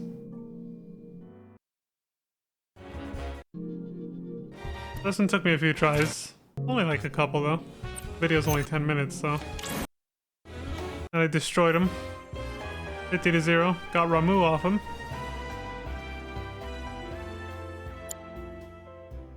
No static. We're already talking to him. Truly doubted your potential. I was right to leave you that letter. Letter? What letter? You remember, don't you? The inn at Calm. I hung it on your door, though I signed it in the proprietor's name. Surprise, motherfucker! Forgive my subterfuge, but I was in dire need of a skilled player. See, so there's already a big reveal right there. When you start chapter 2 and you wake up and you open your hotel door, everybody's gone, of course, and you see the little card pack hanging there, and it says it's from the hotel owner telling you this is a good way to break the ice with people. It turns out it wasn't actually Broden, the hotel owner, that put that there. It was this guy. It's like, oh, shit. So the Queen's Blood storyline starts during the MSQ, right at chapter 2. The beginning of chapter 2 of the game. And you... I signed it in the proprietor's name. Yeah, he just pretended. Forgive my subterfuge, but I was in dire need of a skilled player. And you certainly did not disappoint. You were even able to best me. Which, while impressive, won't be enough. Not He's right about if you this. intend to hold the Shadowblood Queen's card in your deck. That foul thing is the source of this nightmare. The very embodiment of the villain herself. Through the card, she feeds on the wielder's life force, claiming their strength, that she may one day be reborn. Countless players have succumbed to this vile curse. And now one more death is all she requires to return. Cloud, find the sorceress. She who rallied the people. She who deposed the queen, the Emerald Witch. Her card sleeps in Nibelheim with a monster of chaos. You must hurry before it is too late. A monster of chaos. Take those words literally and think about what they mean. Blood Sovereign. Congratulations, Cloud. You have attained the rank of Blood Sovereign. This is it. Only one opponent remains. The Monster of Chaos. I know nothing of their skills, but I have faith that yours are superior. Vanquish this fiend and the witch's card will be yours.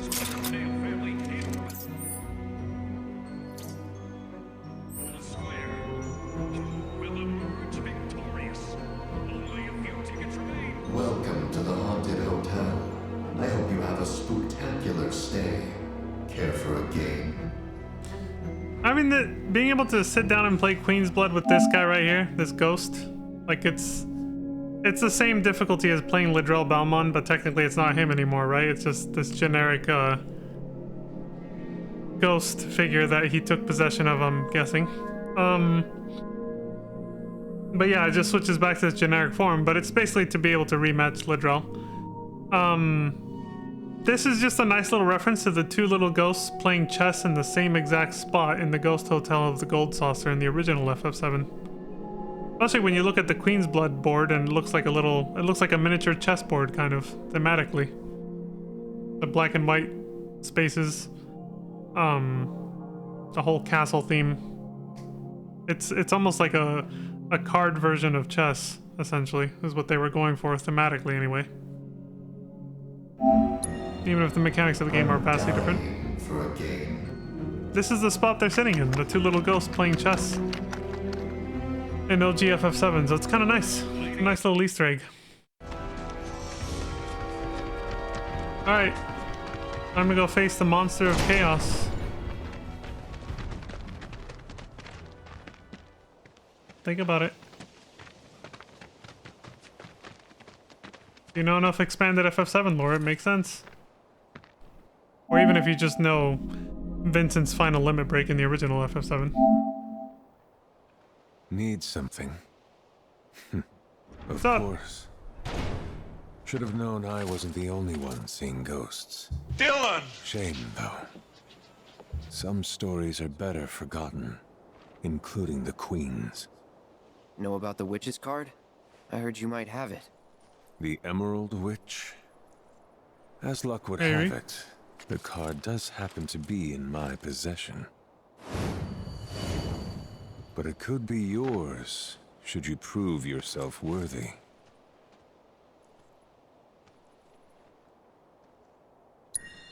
Bring it on, Vincent. You're going down. Oh, we don't even get to see the name of the card or anything. Keeping it hidden till we defeat him. So Vincent was not a playable character in this game, but at least you get to play against him in Queen's Blood and fight him as a boss when he turns into Galleon Beast.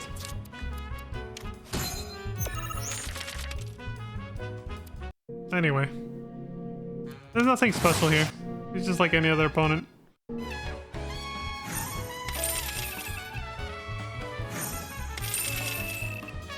$76-0. God damn. I absolutely fucking destroyed him. It seems a transfer of ownership was in the cards after all. Be warned. That which appears a mere pastime is shrouded in darkness. Yeah, we figured that out a long time ago. I suggest you proceed with caution, lest it consume you too. The situation is graver than I feared. Here, she'll guide you to the Queen. Fast reflexes Cloud. It's in your hands. Blood Executioner. I see you successfully obtained the Emerald Witch. I noticed the card was radiating energy, which I took the liberty of analyzing. It revealed the location of the Queen.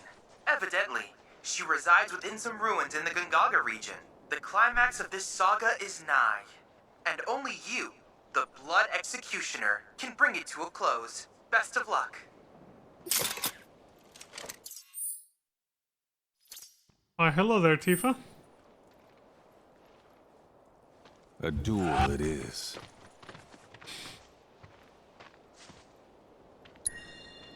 No shame in a tactical retreat. It's a better strategy than charging ahead recklessly. True.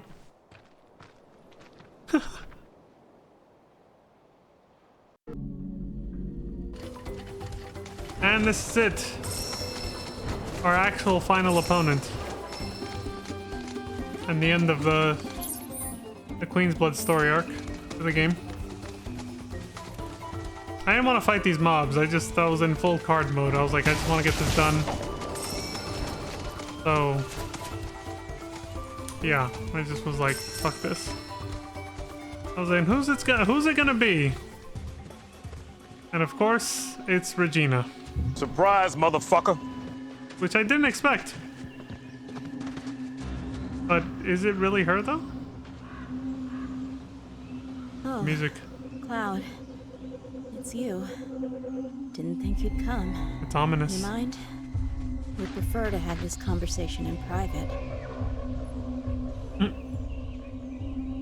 Sorry guys. Card games is serious business. Here it is. The source of everything. All I ever wanted was to be worth something. It's an Egyptian god card. Gave me that.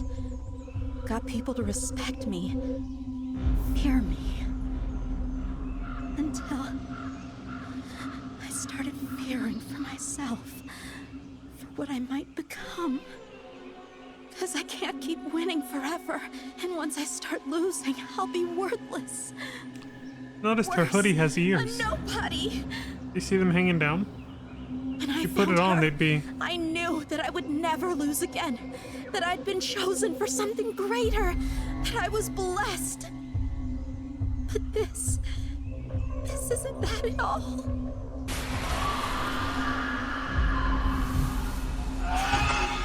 It's been speaking to me. Telling me to give myself to her power. To dominate. I've tried not to for so long, but I can't.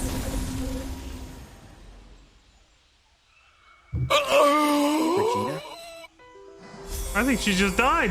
Ah, yes. I remember well this land, for it was once mine. Until that witch rallied the unwashed and put me to the sword. Well, little puppet, what do you say? Music's quite familiar, isn't it? Queen. For you, human, have a blood debt to pay in full. Bullshit! Hang on, bitch. Change your pawn.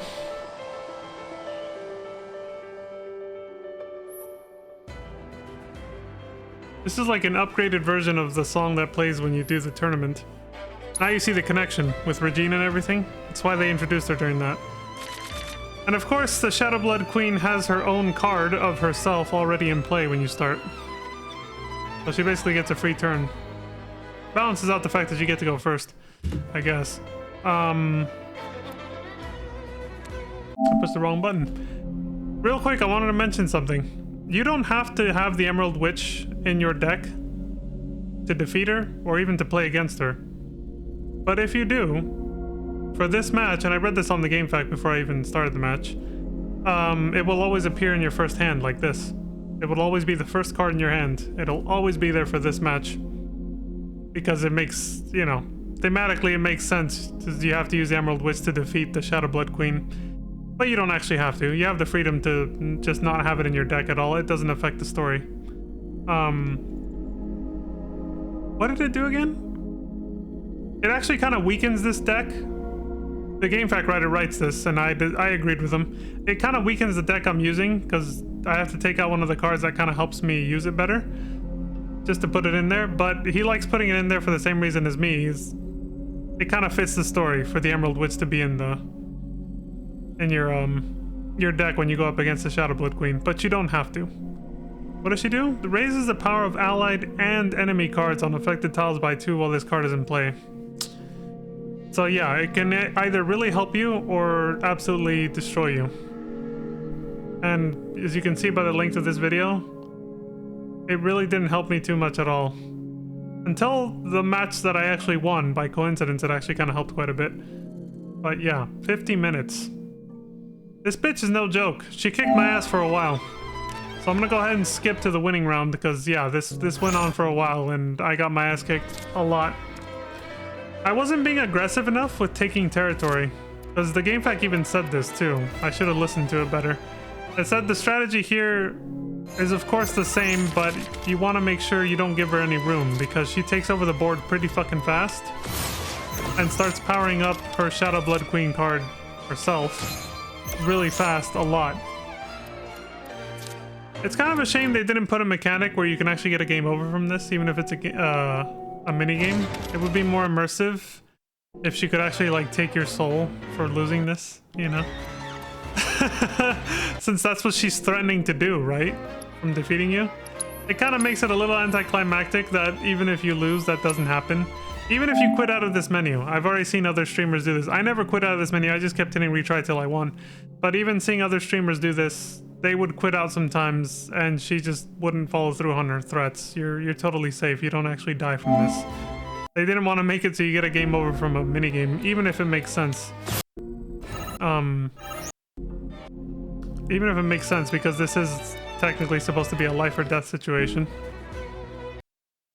Even though it's just a card game. It's like saving the world in the universe of Yu-Gi-Oh! Or something. A card game decides the fate of the whole planet. So yeah, she kicked my ass again. I must have lost to her like 10 fucking times. This isn't even the hardest Queen's Blood challenge either, by the way. I know what the winning... This is the one. I already know what it looked like when I won, so this is the match. I'll let it play out. So it starts here.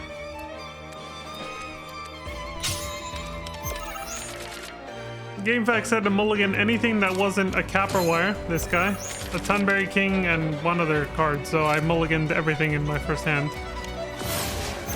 I had already done that several times, but I was still losing. Like, it's not easy.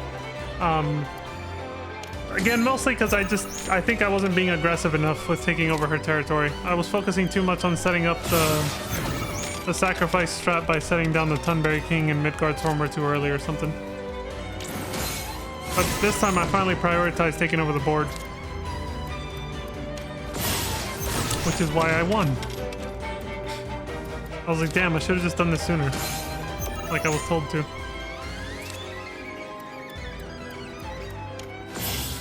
Of course, I also got lucky with the fucking RNG of cards coming into my hand.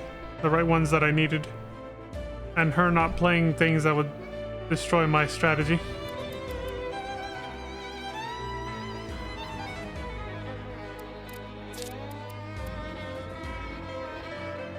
I was like, fuck it, I need to lock her out. You can still use replacement cards, but still. I was like, I think I might have done it. But she's still winning. In terms of points, she's still winning. That might be the only reason she passed. I was like, shit, what do I do? How do I pull out of this? So Maloceros, which ironically I got from Regina. The actual Regina, not the possessed one we're playing right now. We're playing against right now. It gives you plus 10 points for the lane that you win. That's why there's a plus 10 there now. Like, okay, that'll help. I set up Midgard's Hormor. I was like, fuck it, let's play the Emerald Witch.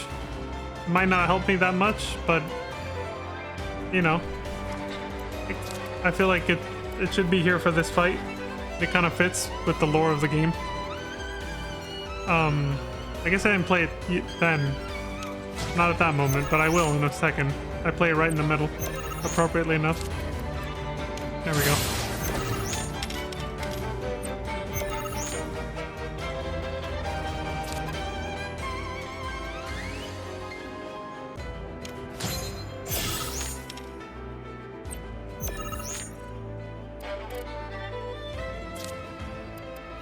Take her ass out. I was like, I gotta weaken one of these.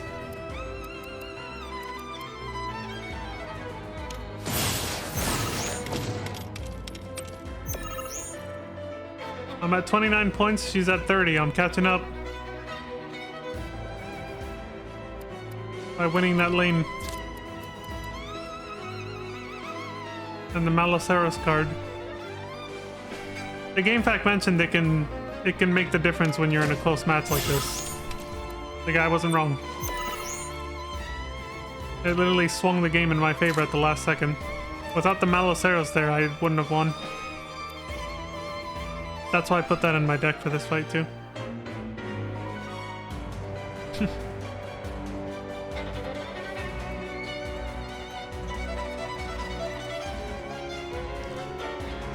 I'm really deep in thought for this one, aren't I?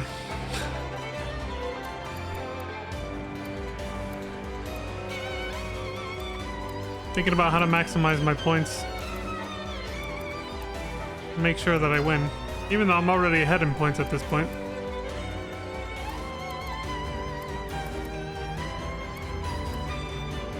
I think I was also breathing a sigh of relief that I finally won. I realized I was gonna win, and I was just like relieved here. And was just kind of like, okay, what do I do? Even though I've already won, you know? I was mostly just like, oh, thank God. Because it was so annoying. 50 minutes of this shit.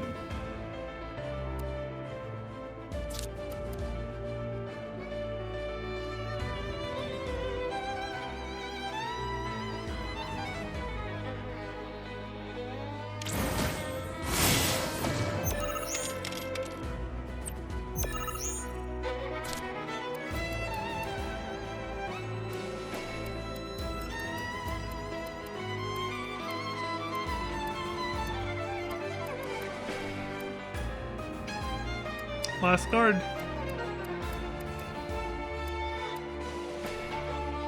think I was just looking at the point totals just to see which one would give me the most points. Again, mostly my mind was just distracted with, finally I won. It's over. Like, whew. That's why it took forever to play this last card.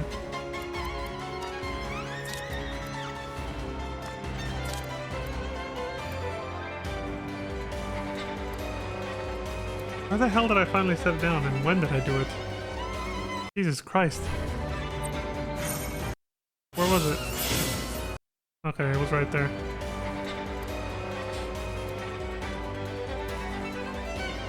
Keep in mind, during most of this, I was also watching, like, YouTube videos on the side. I was literally watching other people's playthroughs like I said I was going to. I still am, too. I got, like... Streamer I'm watching right now, it's all VODs, of course. They played it on release. They're, like, halfway done. I still have one more streamer I'm gonna watch. 48 to 30. But yeah, it's been fun seeing everybody's different reactions to the story, especially the ending. The ending is a fucking nuclear bomb for everybody, as expected. That was... finally. Impossible. What foul sorcery. Take this. Accursed witch. Even in death, you would thwart me. The card just did it on its own, too.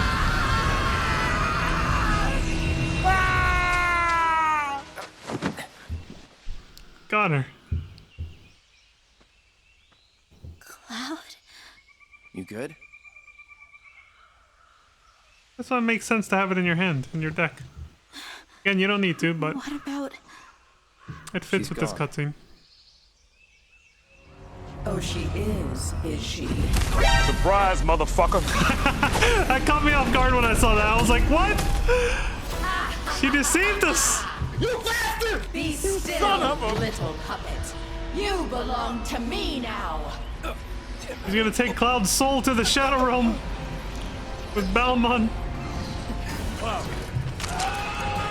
Vincent to the rescue. Use the card. He did it sidearm too. Look at that. Game over. Oh shit!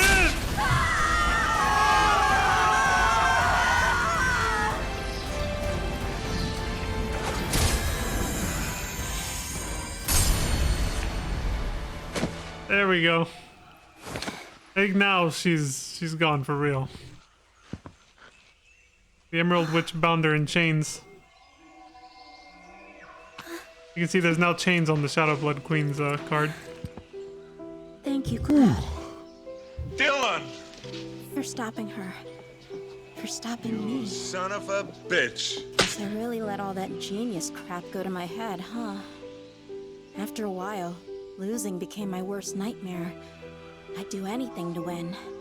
And look where it got me. You are not to blame for this. Evil like that preys on our deepest, darkest fears and worms its way into our hearts. Few ever break free. You're the best because you worked your ass off, not because you're a genius. Got it? Got it. Yeah, don't be so hard on yourself, Regina. Well, on that note, I'd better get back to it. After all, there can only be one card queen. So next time you want to throw down, you best come prepared. Right. Later. Oh, things got a little hairy for Cloud there for a sec. All's well that ends well, I suppose. Thanks to you. Yeah. Dylan! Couldn't have you dying on me just yet. Why is that? You son of a bitch. Obtain card 145, the Shadow Blood Queen. Poor Cloud, man. He's either getting possessed by Sephiroth or the Shadow Blood Queen's trying to take his fucking soul. Blood Champion.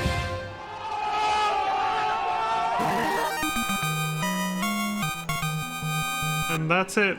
That is the entire Queen's Blood storyline for this game. I bet this game will make a comeback in the third part. And yeah, of course they let you replay the Shadow Blood Queen if you want. Like any other opponent. But it says right there, you've attained the highest rank possible. You don't have to do anything anymore. But this is still not the final and hardest challenge for this fucking minigame. I thought this was hard, but it did not prepare me for what came next. The gold saucer, Queen's Blood challenges were way fucking harder than, well, the last one was way harder than this. And it requires you to complete this first. You need this rank. You need to be Blood Champion, so you need to complete the storyline for Queen's Blood first before you can do it. There's a reason for it. It was fucking hard. I don't think it's the very next video though. No. At this point, I took a break and decided to do some piano stuff. I got the star rank in the first 3 songs on the list. Then I finally went and did the final challenge at the Gold Saucer. I'll show a little bit of it real quick. Yeah, here it is. See, look, it took a whole hour. I saved the 60-minute recording because that's how long... It took even longer than that, I think, to actually win. Survival challenges are... You don't get your cards back for 5 rounds. You don't have to win every round, but your total will add up over time for every round. And then at the end of the 5 rounds, whoever has the most points wins. But you have to use your cards very sparingly. It's almost like a survival horror type of situation, because you don't get them back for all 5 rounds. You get 5 cards like you would in a normal match. Instead of pulling cards every turn, you get 5 at the end of each round for the first 3 rounds, and then for round 4 and 5 you don't get any.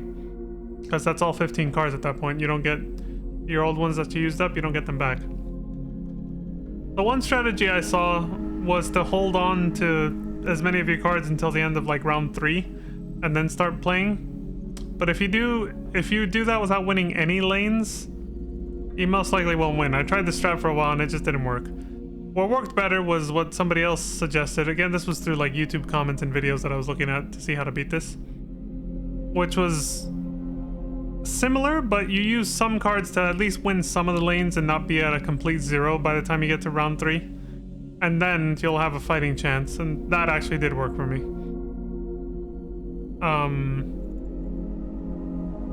Where's the winning match? It's gotta be the last like 10 minutes at least.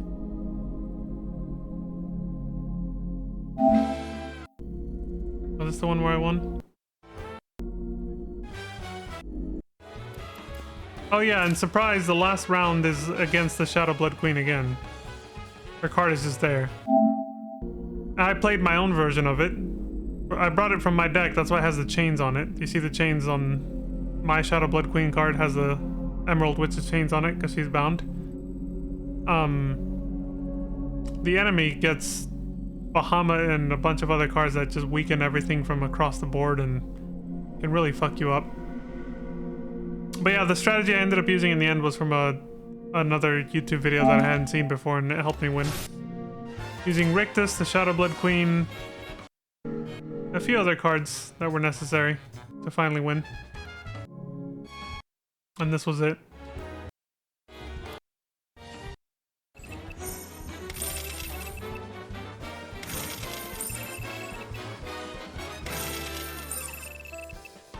$94 to $79.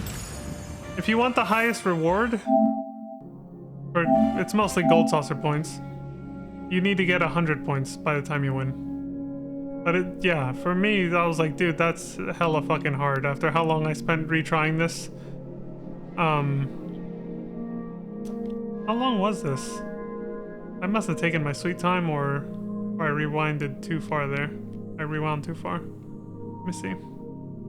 39 to 79. Yeah, I won't show this whole match. It was obviously way too long. I obviously spent... Because I was so tired of it by this point that I just like... I was being very meticulous to make sure I would win where I needed to make sure I could get enough points at the end to actually win the whole match. Yeah, this took like more than 15 minutes. Holy shit.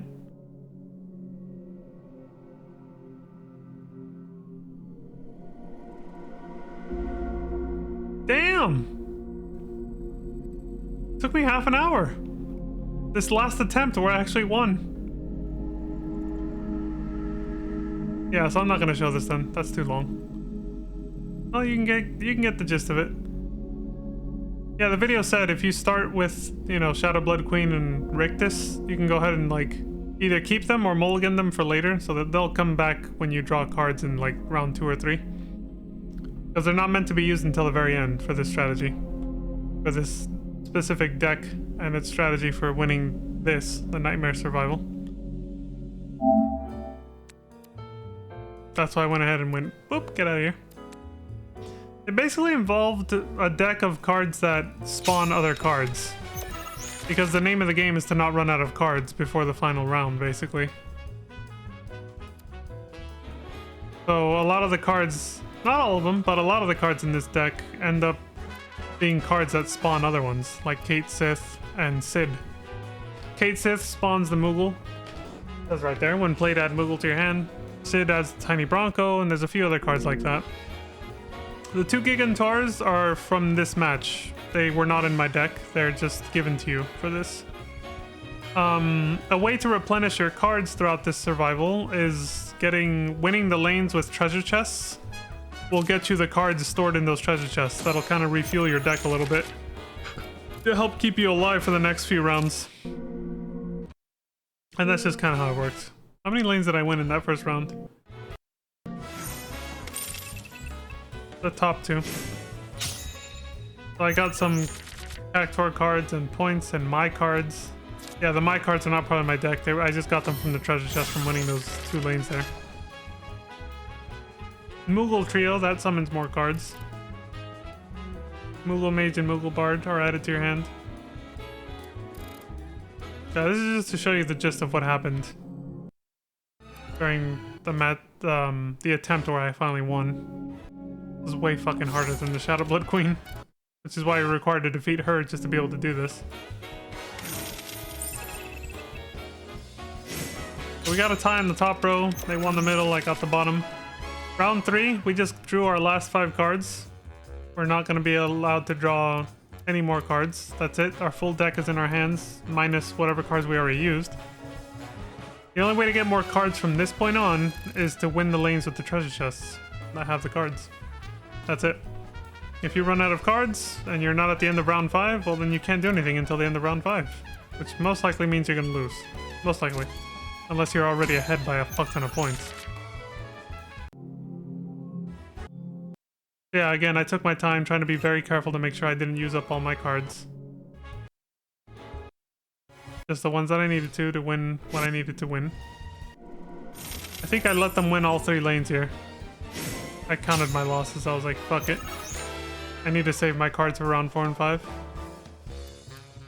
I was like, they're ahead of me, but not by an impossibly large margin. I can catch up. What happened at the end of this round? Played Odin up there. Odin's a good way to turn things around, yeah.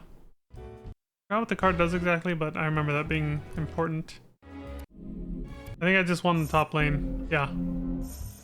I took 14 points, let them have the rest, because I knew with the cards I had in my hand and the strategy that I was following that I could still win in the last round with these cards. And I did, obviously. What does the Shadow Blood Queen do again? Let me see it. Raise power by 3 for each other enfeebled allied and enemy card. Okay. Yeah, that's what she was doing during the final battle against her. Look at how symmetrical our board is. With the 2 cards, the 2 Shadow Blood Queen cards.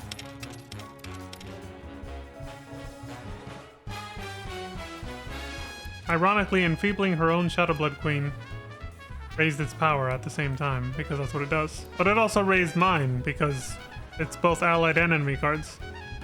So fighting fire with fire is how you win this, or it's one way to win it, which is what I did here. Following a guide, of course. I didn't come up with this. Rictus? What does he do? He was also crucial to this. He was crucial to have at this final round for a reason. Raise power by 1 for each other enfeebled allied enemy card. Yeah, it's like another mini Shadow Blood Queen. I was following a YouTube guide for this whole thing. That's probably also the other reason why the winning attempt was so slow.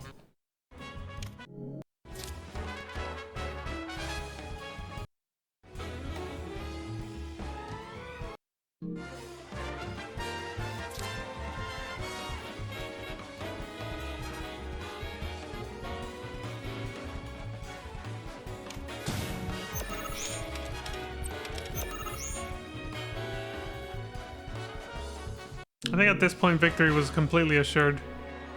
I was like, yes! Again, took a while to just finish because I was just basking in the relief of it's finally over. Like, I never wanted, and I still feel this way now, I never want to touch this card game again. I think for fun, when I do a New Game Plus run of this game though, I will still play the Queen's Blood tournament on the boat. But I obviously won't replay the optional opponents though. I'll do the mandatory card game tournament or whatever.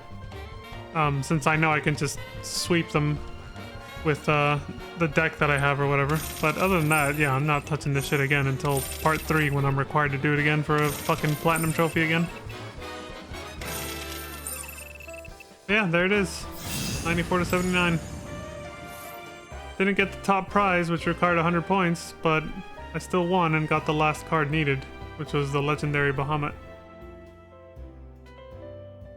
That's all you need for the 100% for the Playlog is getting the card, not getting the extra gold saucer points for getting 100 points on this.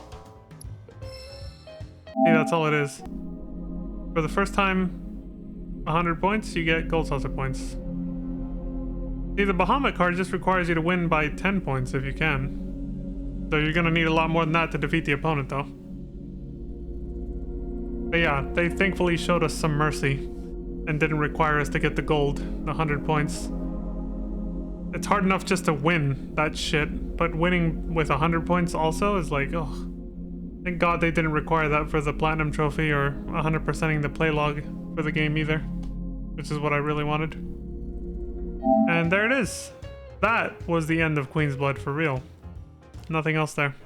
Maybe I'll give Queen's Blood a try. I was like, I never have to touch this fucking card game again. Let's get the hell out of here. And so that's it. That's really it. After that, I went on to complete Proto Relic, or no, not Proto, yeah, the hard mode version of the Proto Relic minigames. That was another small nightmare, but not as bad as Queen's Blood because I just looked up strategies on the easiest way to cheese the minigames. I saved a video clip of when I reached rank party level 10 when I finished all the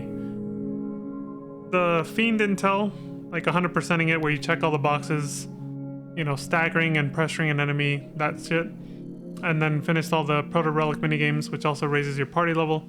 Because I wanted to reach max party level, which is 10, so that I could have every skill on the folio for all the characters unlocked.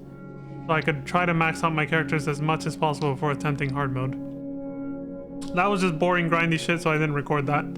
But I went to go do that, and then I eventually started my hard mode playthrough, which I think I saved a few interesting clips from that I'll show next time.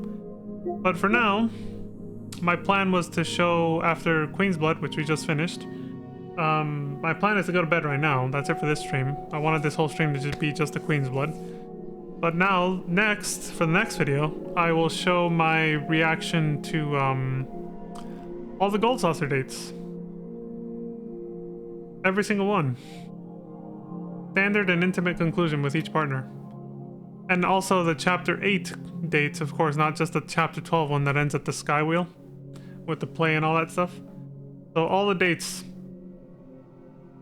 I recorded, as I was recording those, I realized I should have just live streamed it when I did it, because the recordings are literally like, one of them is 3.5 hours and the other one's like 4.5. It's a lot. Because there's so many little things that change in every single date depending on who your partner is, and there's so many little things to explore here and there. And of course I'm pausing to give commentary like I'm doing right now. So it took a long time to record them, but I recorded them.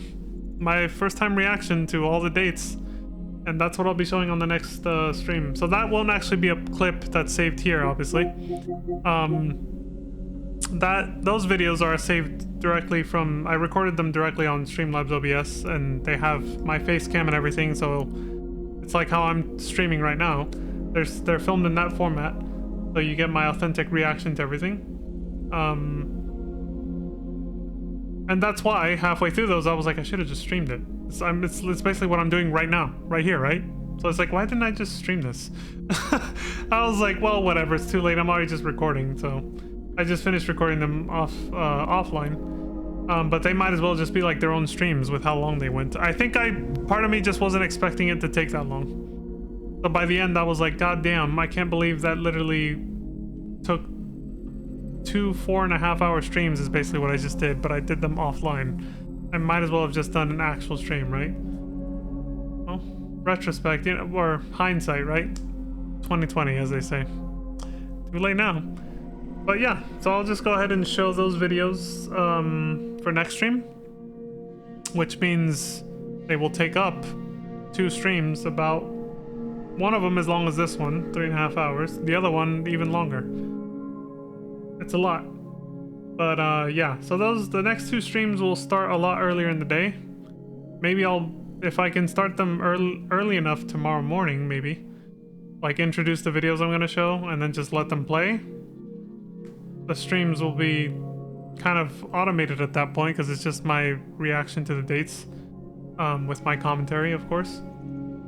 And I could probably just bang them both out in one day. It'll be like one long ass 8-hour stream of this game. Yeah, why not?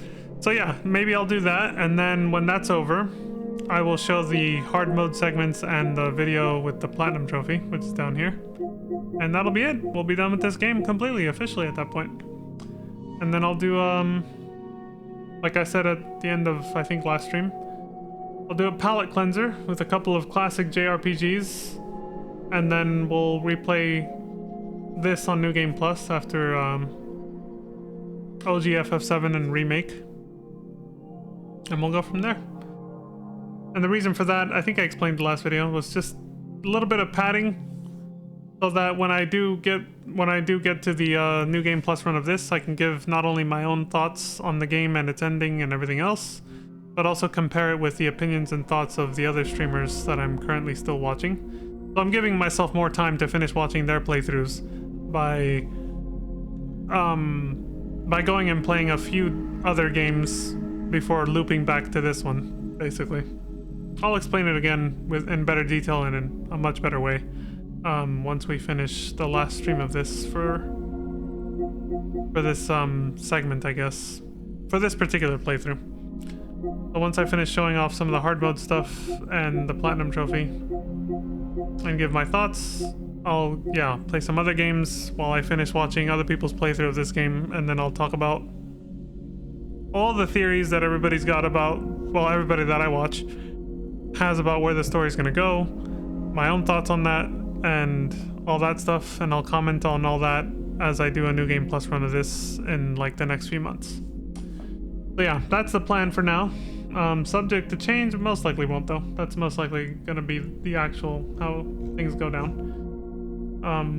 I plan to stick to that plan basically. But for now, I'm going to sleep. As always, thank you all very much for watching. Appreciate the support across Twitch and YouTube, wherever you choose to watch. Thank you very much.